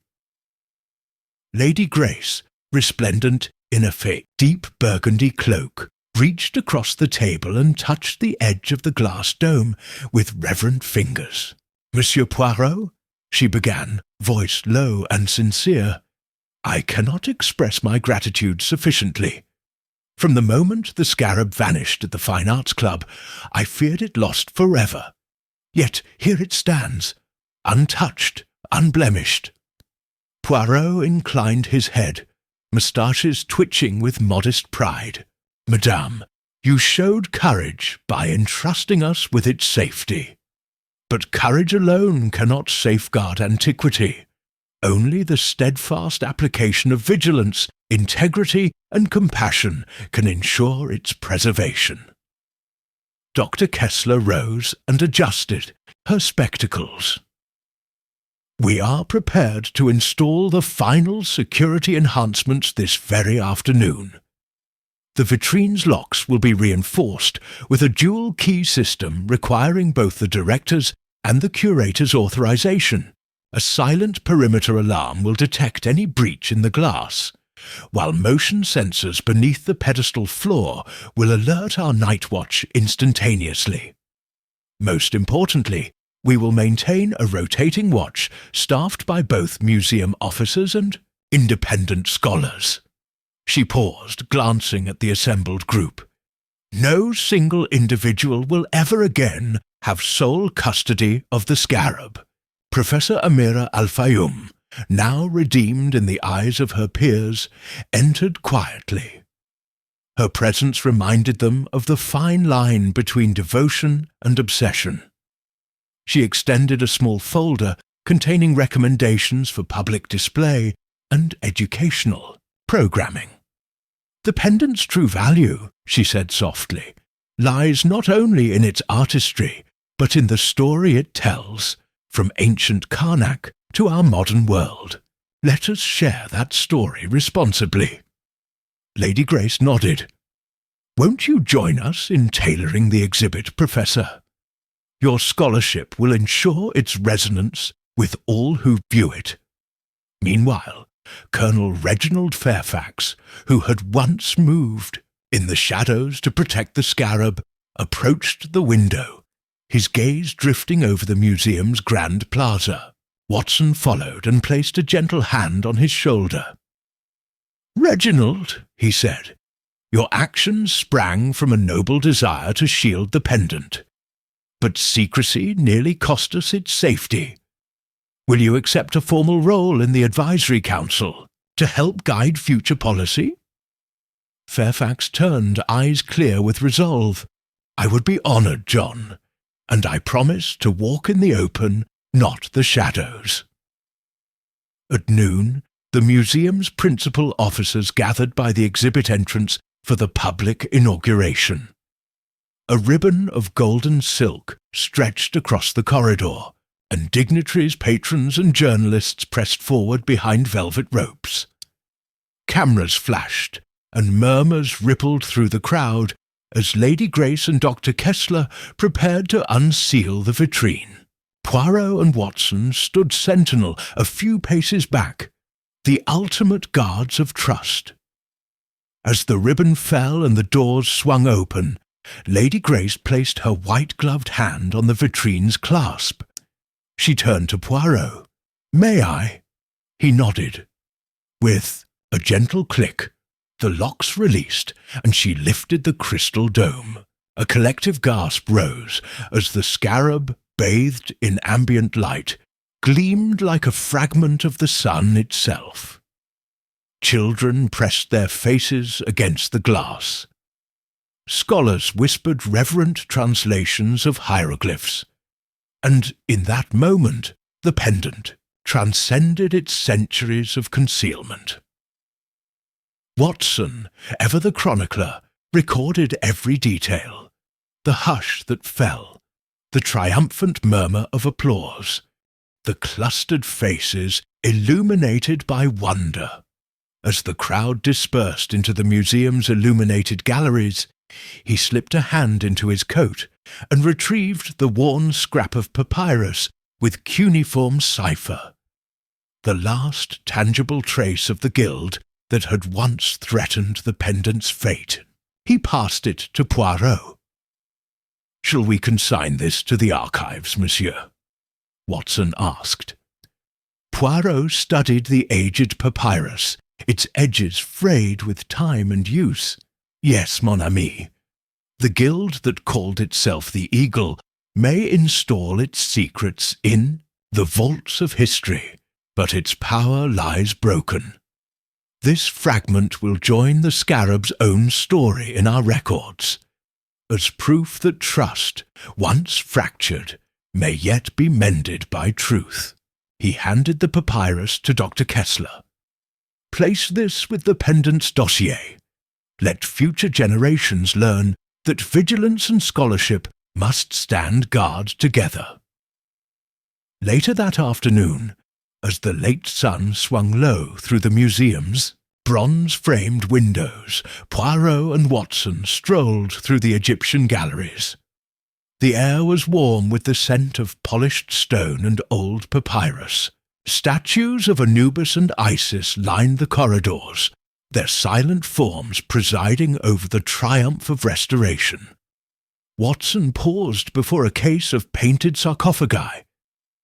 "Poirot," he said, "do you ever wonder what else lies hidden, waiting for its own journey to be rediscovered?" Poirot's eyes crinkled in a wry smile. "Ah, Watson, the world is full of enigmas. Each artifice of stone or starched linen may conceal a secret. But know this, wherever beauty and mystery converge, there shall the little grey cells find their purpose." With that, they returned to the museum's main hall, where the scarab's exhibit now glowed beneath its elevated pedestal. The corridors, once thronged with intrigue, now rang with the quiet footsteps of curious visitors. In the centre of the mosaic floor, beneath the watchful eyes of Titan and Sphinx, the scarab and the trust it represented stood as testament to humanity's capacity for both wonder and wisdom. That evening, back in the comfort of Baker Street, Poirot and Watson shared a celebratory repast with Lady Grace and Dr. Kessler. The scarab's story, at last, had reached its rightful home, not in private vaults or clandestine hands, but in the open forum of public devotion and scholarly esteem. Poirot raised his glass of fine Bordeaux. "To the scarab," he toasted, "which reminds us that guardianship is as precious as the treasures it preserves." Watson joined him, and Lady Grace followed, her eyes bright. Even Dr. Kessler's lips curled in a rare smile of contentment. In the glow of that warm gathering, the scarab's final seal of trust lay peacefully, secured not only by locks and alarms, but by the enduring strength of integrity and friendship. Chapter 9. The Vanished Papyrus. The morning sun filtered through the high stained-glass windows of the British Museum's library, illuminating row upon row of leather-bound tomes and archival boxes. Hercule Poirot entered with measured steps, his cane tapping softly upon the tiled floor, while Dr. Watson followed closely, notebook in hand. The triumph of the scarab pendant's safe exhibition still warmed their thoughts, yet Poirot's visage betrayed a new concern. He paused before the reference desk, where Mrs. Alderton, the head librarian, greeted them with a curt nod. "Monsieur Poirot, Dr. Watson," she said in a hushed tone, "I trust you find our archives satisfactory?" Poirot inclined his head. "Madam, I require access to the file containing the cuneiform cipher papyrus fragment we discovered beneath the pendant's case." Mrs. Alderton's brow furrowed. I'm sorry to say that the fragment is missing, monsieur. It was here last evening, but when we opened the archival box this morning, the sheet was gone." Watson's eyes widened. "Missing? How could that occur under your watch?" Mrs. Alderton pressed her lips together. "I cannot fathom it. The box was sealed and alarmed. Only staff with clearance, myself, the curator, and one junior assistant, had keys. Poirot's moustaches twitched in thought. Then we have 3 persons of interest. Pray fetch your records of staff access for yesterday afternoon and evening. Mrs. Alderton complied, leading them into a narrow back office lined with catalogues. Watson examined the ledger. Access times 3:15 p.m., 5:40 p.m. and 8 p.m. The last coincides with our final inspection of the pendant. Poirot nodded. Indeed, we must interview all 3 in turn. He turned to Watson. Will you accompany me to the curator's office? I shall question Dr. Kessler first. They found Dr. Marjorie Kessler in her private office, surrounded by conservation instruments. She looked up in surprise. Monsieur Poirot, what brings you here at this early hour? Poirot produced the ledger. Madame, the papyrus fragment is missing from the archives. You accessed the box at 5:40 p.m. Are you aware of its removal? Dr. Kessler rose and crossed the room. Good heavens! I did retrieve the fragment yesterday to confirm its placement among the sarcophagus inscriptions collection. Then I returned it. At least, I thought I did. She clasped her hands. I must have, perhaps, misplaced it among loose papers. Watson spoke gently. Madame, in such a secured environment, misplacement is unlikely. Might you recall if you held it after 8 o'clock, perhaps to show a colleague? Kessler's eyes darted. I briefly showed it to Dr. Smythe, of the Middle Eastern Department. He asked insightful questions about cuneiform translation. Poirot smiled thinly. Insightful enough to tempt misappropriation? Dr. Kessler shook her head. Trust him, yet I will search my office. She hurried from the room. Poirot and Watson left and proceeded to the Middle Eastern Department, where Dr. Reginald Smythe sat hunched over a desk strewn with notebooks and broken quills. He looked up nervously. Monsieur Poirot! Dr. Watson! What an unexpected visit! Poirot displayed the ledger. Dr. Smythe, you accessed the archives at 3:15 p.m. on the day in question. Were you alone? Smythe swallowed. Yes, only I and the fragment. I was comparing the cipher to Babylonian seal inscriptions for its numeric formula. I returned it promptly. Poirot's gaze was steady. Yet it vanished sometime after 8 p.m. Did you revisit the archives? Smythe's hand trembled on his pen. No, though I confess I borrowed a sheet of tracing paper and remained late preparing charts. I may have taken the fragment to my office by mistake. Watson frowned. And it remained there overnight. Smythe hesitated. I found it this morning, but when I went to return it, it was gone. Poirot pressed on. Where did you keep it? Smythe drew a deep breath. Inside my field notebook, beneath pressed linen samples. Poirot nodded. We shall verify that. Returning with Smythe to the library, they confronted Mrs. Alderton and the junior assistant, Miss Clive, a demure young woman whose wide eyes betrayed alarm. Poirot turned to Smythe. Show us your notebook. Smythe opened the leather-bound volume and flipped to the pressed linen section. The papyrus fragment was tucked within small waxed folds. Miss Clive gasped softly.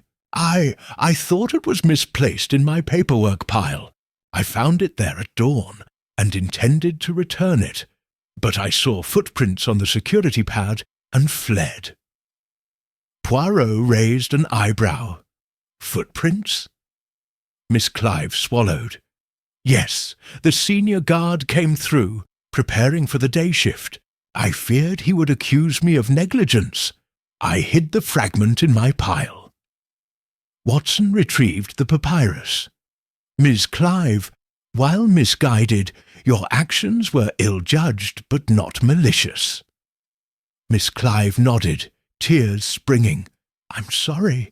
Poirot turned to the senior guard, Constable Elliot, who had arrived upon hearing the commotion. Constable, did you inspect the archives last night? Elliot nodded. Yes, sir. From 10 p.m. to 2 a.m. I made rounds to the Egyptian gallery and library. Poirot tapped his watch. You should have triggered the motion sensor in the vault corridor at 1:15 a.m. No alarm was recorded. Elliot's face paled. No alarm, sir. Poirot's eyes narrowed. Then someone knew to bypass it. He turned to Dr. Kessler. Madame, are any keys or passcodes shared between staff? Dr. Kessler shook her head. Only personal codes, none duplicated. Poirot looked at Watson. The invisible hand that moved the pendant now moves this fragment. Someone with knowledge of the museum's security and clear intent to delay its scrutiny. Watson frowned. But the culprit was neither Smythe nor Clive.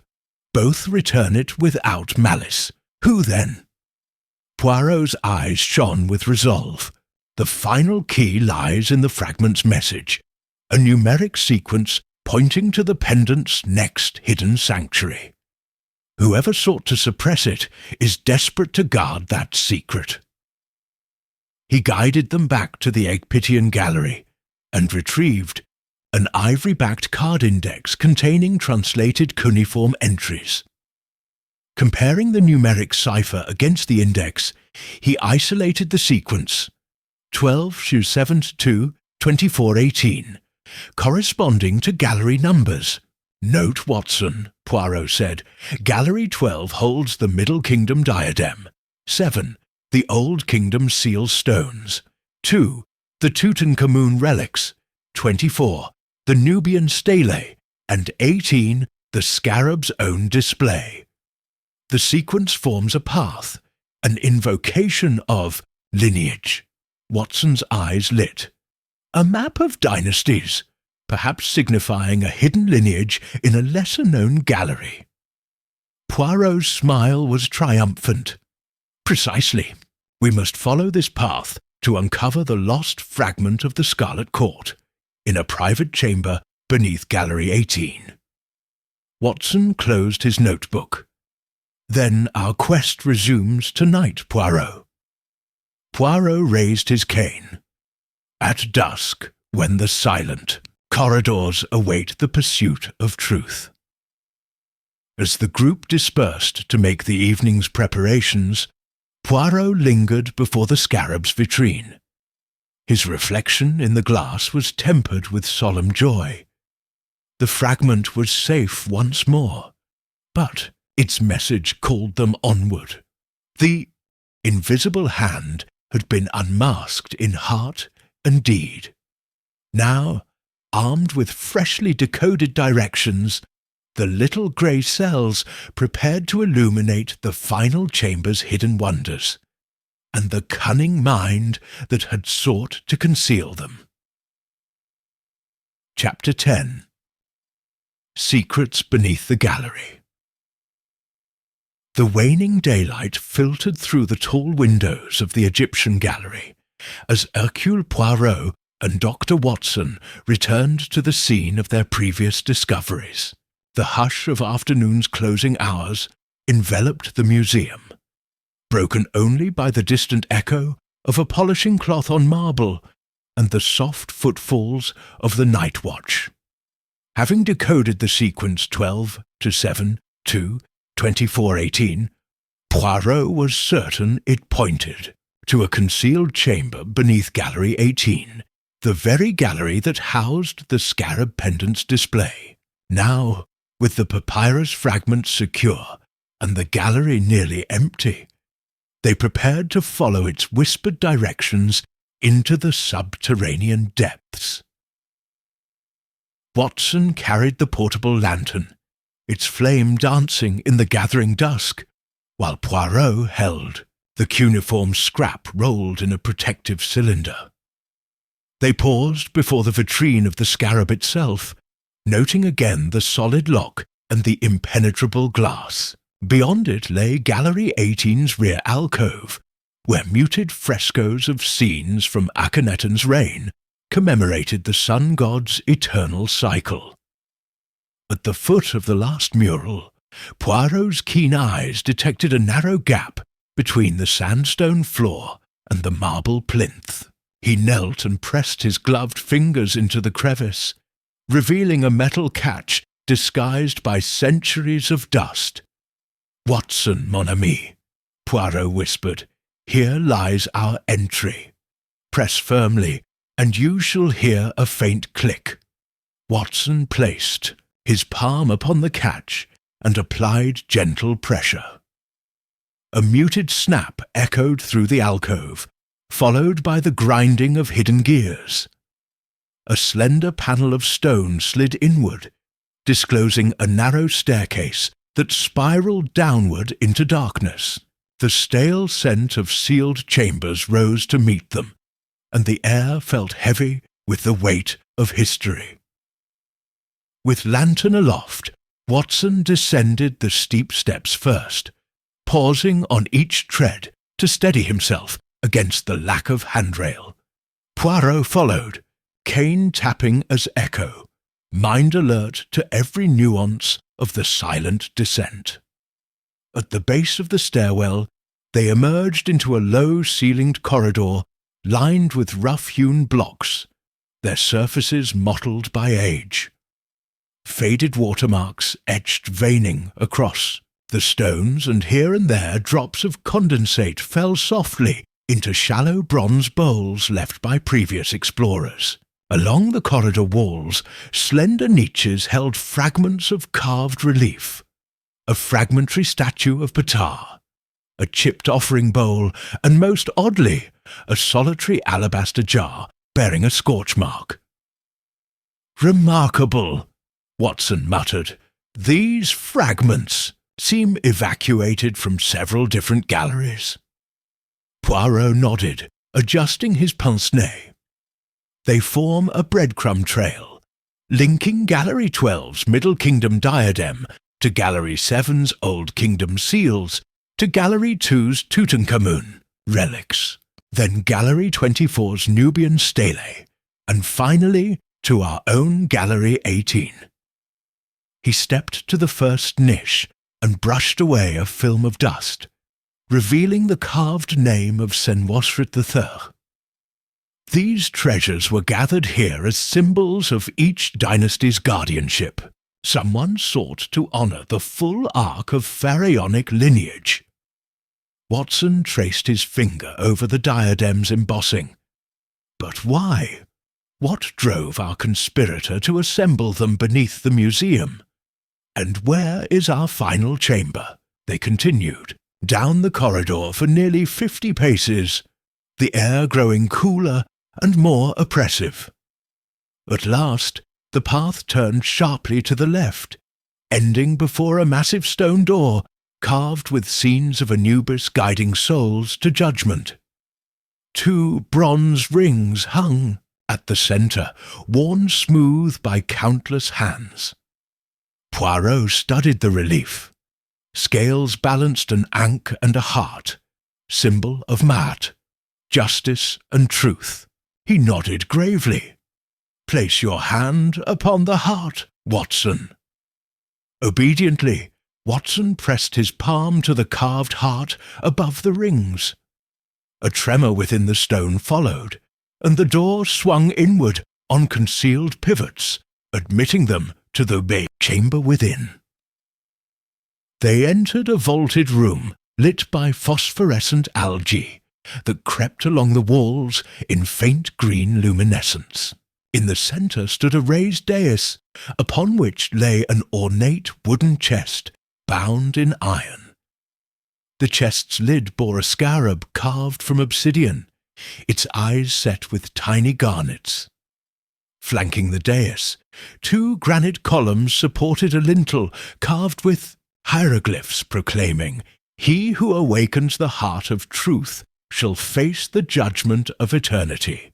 Watson swallowed. A consecrated crypt, Poirot, never meant for casual eyes. Poirot's gaze swept the walls, noting alcoves where broken amphorae and wilted papyrus scrolls lay strewn, as though abandoned in haste. Our conspirator fled, here after securing the scarab pendant. But what was intended for this chest?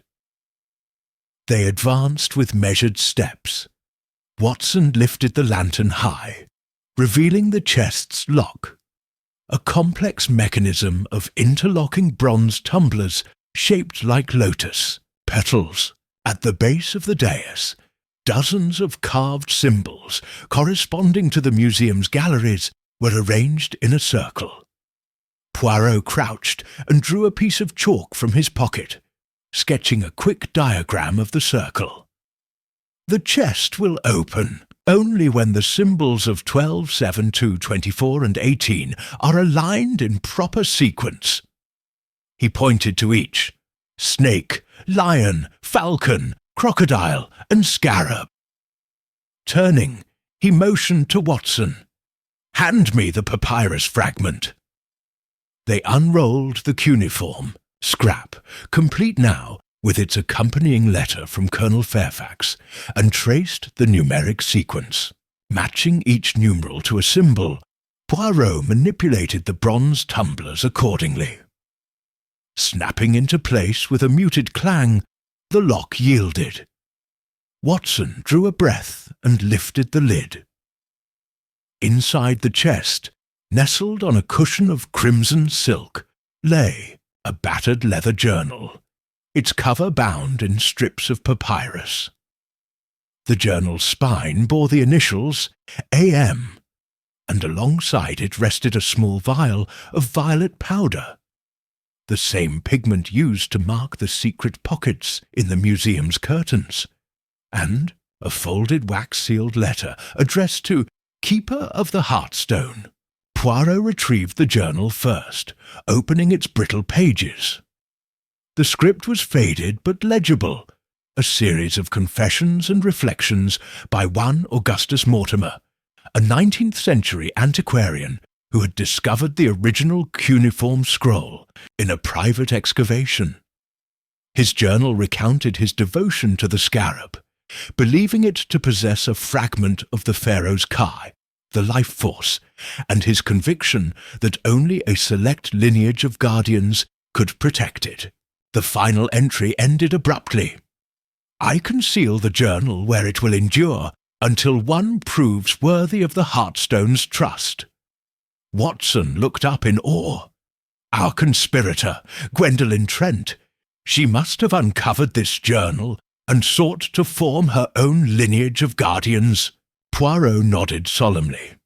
Yes, she and her secret allies, the guild known as the Eagle, believed themselves heirs to Mortimer's legacy.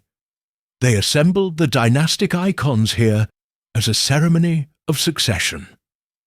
He reached for the violet powder, and this pigment. They marked the chests in the hidden tunnel as they fled to obscure their path and confuse any pursuers. Watson sniffed.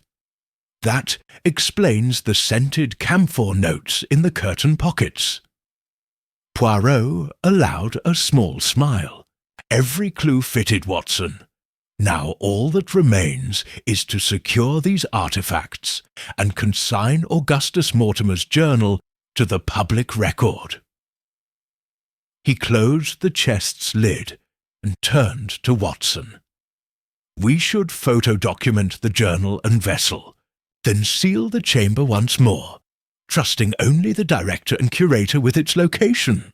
Watson replaced the items gently and snapped the lid shut. Poirot inserted the tumblers back to a neutral position, ensuring the chamber's security. Thus the heart of truth remains guarded, hidden beneath the watchful eyes of history. "Hey you," he proclaimed. As they retraced their steps up the winding stair and through the secret corridor, Watson glanced at Poirot in admiration. "You have once again revealed the invisible hand that guided this mystery from end to end." Poirot's moustaches quivered in a satisfied grin.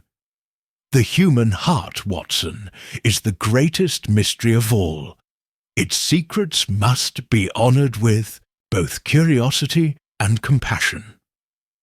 Once back in the Egyptian gallery, after sealing the entrance panel and restoring the diadem fragment to its niche, they paused before the scarab pendant's display. The soft lighting made its lapis glow with inner light as though aware of its triumph over deceit. Poirot placed the journal in a protective case before the director's conference room. Its cover inscribed, "Journal of Augustus Mortimer, Guardian of the Heartstone." That evening, Poirot and Watson dined quietly in the museum's staff canteen, the journal's revelations still fresh in their minds. Watson raised his teacup in salute. "To the little grey cells, Poirot, and to the enduring power of truth." Poirot tapped his cane against the saucer.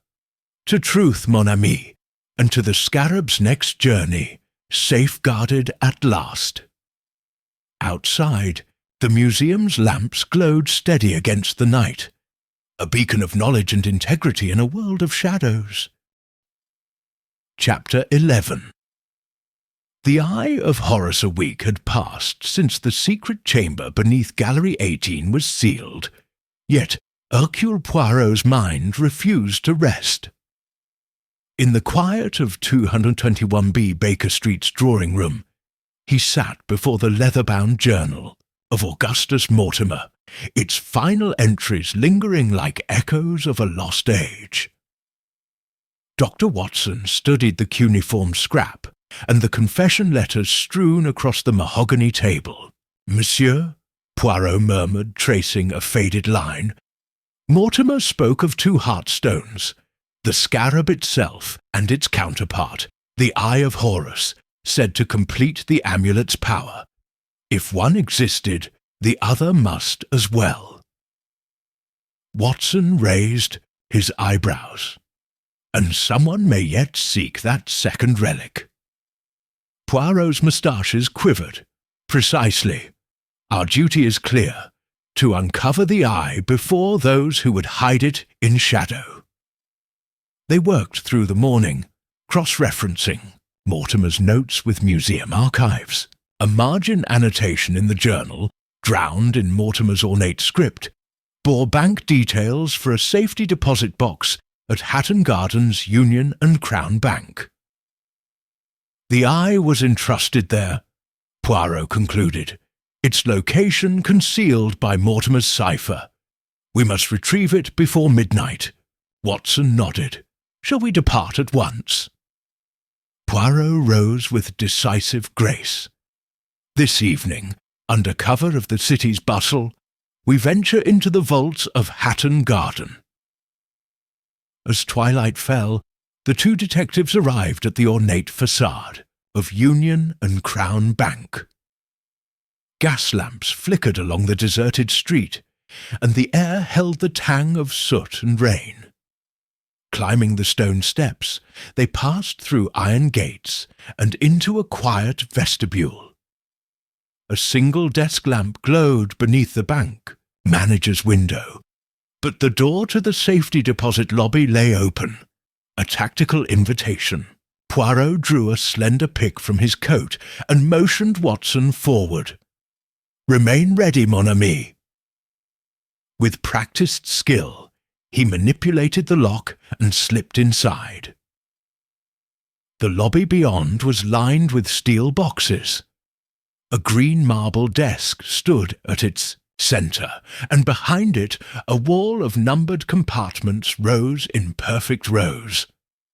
Poirot located the box marked GAT, number 47, and employed Mortimer's cipher to unlock the mechanism. Watson stood guard by the entrance, revolver in hand. Soft clicks echoed as drawers yielded. Within, wrapped in crimson silk, lay a polished wooden chest engraved with an eye motif. Struggling with the latch, Poirot at last lifted the lid to reveal the Eye of Horus, a gold amulet shaped as the stylized eye, inlaid with green feldspar and trimmed with fine silver. Its surface gleamed under Poirot's lantern. "Marvellous," breathed Watson, "but we are not alone." A faint shuffle behind them sent a chill through the lobby. Poirot snapped shut the chest and stowed it in a satchel. "Watson, to me." They slipped toward the door, but a burly figure blocked their path. A bank porter in uniform, face half hidden in the lamplight. "You should not be here," the man growled, hands sliding toward his coat pocket. Watson stepped forward, revolver drawn. "State your business!" The porter's jaw clenched. "I protect these vaults by night. Do not move." Poirot held up a hand. "We mean no harm. This box, belonging to the late Augustus Mortimer, must be reclaimed by those who safeguard antiquity." The porter's eyes flickered with doubt. "Mortimer? His name is sealed." Poirot offered the journal. "His handwriting proves our right. Besides, the bank manager deputized me personally." The porter hesitated, then saluted. "Very well, I will not delay you." He stepped aside, and they slipped past him into the fogged street. The Eye of Horus lay safe in their satchel as they made for Baker Street, but Poirot's contemplative expression betrayed a deeper concern. "We have one final location," he said at the Aldwych Tavern, where they paused for coffee. Watson blinked. "Another?" Poirot nodded. Mortimer wrote that, upon recovering the eye, one must return it to the inner sanctum of the Egypt Exploration Society in Westminster, where the first cuneiform scroll was displayed. Watson found himself smiling at the audacity of the plan. "Then that is our next destination." Poirot drained his cup. "We proceed tonight, before dawn's first light can mask our pursuit." Under a moonless sky, they arrived at the venerable townhouse of the Egypt Exploration Society. Ivy curled across its brick facade, and a lone lamppost cast a pool of yellow light on the pavement. Poirot produced an embossed society membership card and slipped a chipped key, lifted from Mortimer's notes, into the lock. The heavy door swung open with a groan that echoed through the deserted hall. Lantern in hand, they climbed narrow, wooden stairs to the second floor, where a brass plaque marked "Inner Sanctum." Behind the door lay a book-lined office with a heavy desk and a single exhibit case. Inside it stood a fragmentary cuneiform tablet, Mortimer's original find. Beside it, in ornate script, was a brass plaque, "To the Guardian of the Heartstones." A second security panel loomed on the wall, its keypad awaiting a code. Poirot tapped out the numeric sequence decoded from Mortimer's journal, 12-7-2-24-18, and the lock clicked open. Behind the panel, a niche in the wall slid back, revealing a hidden pedestal. Upon that pedestal, cushioned on black velvet, lay both artifacts: the scarab pendant's sister amulet, the Eye of Horus, resting beside Mortimer's leather journal. The room seemed to hold its breath as Poirot approached. "Two heartstones reunited at last," he whispered, lifting the eye with white-gloved care. The amulet's green feldspar caught the lantern's glow, seeming almost to pulse with latent power. He placed it next to the scarab in a protective case he carried. A sound from the hallway, soft footsteps, brought them to alert. Dr. Smythe, summoned by Dr. Kessler this morning, peeked through the door. "Detective Poirot, I feared the journal might lead you here." He stepped inside, eyes wide at the sight. "You've found them!" Poirot nodded. "Indeed, Mortimer's legacy is complete." Smythe's lips quivered. May I record their measurements? Their preservation will be our foremost task." Poirot smiled kindly. "By all means, Doctor, but first seal the sanctum once more." Smythe obeyed, resetting the panel, his hand trembling with awe. Watson secured the vessel, while Poirot consulted the journal's final entry. When both heartstones dwell together, their truth shines for any who seek wisdom with honourable intent. Poirot closed the leather cover. "Then we shall present these treasures to the public, ensuring Mortimer's vision endures." Smythe nodded, tears in his eyes. "Thank you, monsieur. Though I regretted my earlier missteps, my heart rejoices in their reunion." Watson placed a hand on Smythe's shoulder. "Together we shall guard them rightly." With dawn approaching, Poirot led the small party down the narrow stairs and into the awakening streets. They delivered the artefacts into Dr. Kessler's custody at the British Museum, where new display cases awaited. By 10 o'clock, the Eye of Horus had taken its place alongside the scarab pendant, accompanied by Mortimer's journal and the cuneiform fragment, so that visitors might trace the full tapestry of discovery and redemption. Back in their beloved Baker Street, Poirot and Watson reflected on their labours over a final cup of tea. The guild's design was foiled at every turn, Watson mused. Yet it was Mortimer's own foresight that secured the path. Poirot allowed himself a rare, warm smile. His heart was guided by reverence for truth. May his guardianship inspire all who behold these treasures, reminding us that the greatest power lies not in possession, but in the courage to protect what cannot speak for itself.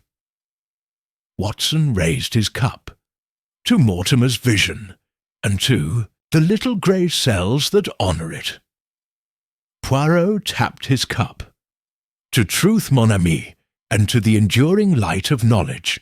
Outside, the winter sun rose over London's rooftops, casting long shadows across the streets, the final shadows of an enigma now resolved, and of two friends whose vigilance preserved the heartstones of history. Chapter 12. The Heart of the Legacy. The morning light broke gently across the British Museum's Egyptian gallery, illuminating the newly reunited treasures beneath their crystal domes. Visitors gathered in hushed reverence, cameras clicking as they admired the pair of heartstones, the scarab pendant of Thutmose III and the Eye of Horus, now displayed side by side for the first time in centuries. Beneath them, Mortimer's leather journal lay open behind glass, its pages inviting the curious to explore the saga of devotion, secrecy, and redemption that had brought these artifacts back from the brink of obscurity. Hercule Poirot and Dr. Watson arrived shortly after. The museum opened, greeted by Dr. Marjorie Kessler and Lady Grace Milford. Together they stood before the exhibit, the weight of the morning tempered by relief and quiet pride. Watson clasped Poirot's elbow. "Mon ami, look at them. Twin emblems of ancient power, reunited at last. Who could have foreseen such a journey? Poirot's gaze swept the gallery, lingering on the faint outlines of gallery numbers carved into the marble floor, gentle reminders of the secret path they had followed. The human heart, he replied softly, is the greatest enigma of all, capable of both light and shadow. These stones remind us to choose wisely. Behind them, Lady Grace smiled with serene satisfaction. "Thank you, Monsieur Poirot," she said, her voice carrying across the silent space. "Without your dedication, these treasures would still lie hidden, or worse, lost forever. Now they belong to us all." Poirot bowed. "Madame, it has been my honour." He turned to Dr. Kessler. "And you, madame, have demonstrated that scholarship married to vigilance can protect the fragile pact between past and present." Dr. Kessler nodded, adjusting her spectacles. "We will open new educational programs on Mortimer's discoveries, ensuring his legacy endures alongside these relics." As the small circle dispersed to greet museum patrons and dignitaries, Watson and Poirot made their way through the gallery's side corridors, passing alcoves that showcased Mortimer's other finds, faience amulets, painted papyri, and the Nubian stele that had marked the secret staircase. At each display, visitors paused, their eyes bright with wonder at the artifacts and the mystery that had surrounded them. Watson paused before a case containing the alabaster HB jar, the one marked by the scorch of a hidden ribbon of violet pigment. "I often think of how close we came to losing everything," he said. "A stray ledger, a missing fragment, a moment's hesitation, and it might have been gone." Poirot placed a reassuring hand on the glass. "Providence smiles upon passion guided by principle. The guild that once bound itself in shadow now exists only as a cautionary tale. Our efforts have transformed fear into faithful stewardship." He paused at a carved relief depicting Anubis weighing a soul's heart. "Justice, like Mayat's balance, prevails when we respect both the scales of law and the wisdom of the heart." Their reflections were interrupted by the arrival of Colonel Reginald Fairfax and Professor Amira Al-Fayoum, strolling arm in arm. Fairfax's hat was under his arm, his face more relaxed than Watson had ever seen. "I attended the unveiling," he said. "The Heartstones gleam brighter together, as though in conversation across the centuries." Amira smiled.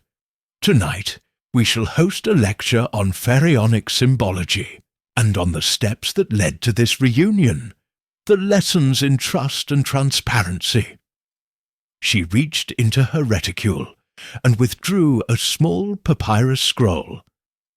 "I have translated Mortimer's final incantation, an invocation of balance and renewal. Will you both read it with me?" Poirot and Watson accepted, gathering around the relief of the scales. The three recited in low tones, "May the heart of truth be ever light, and the eye guard wisdom's sight.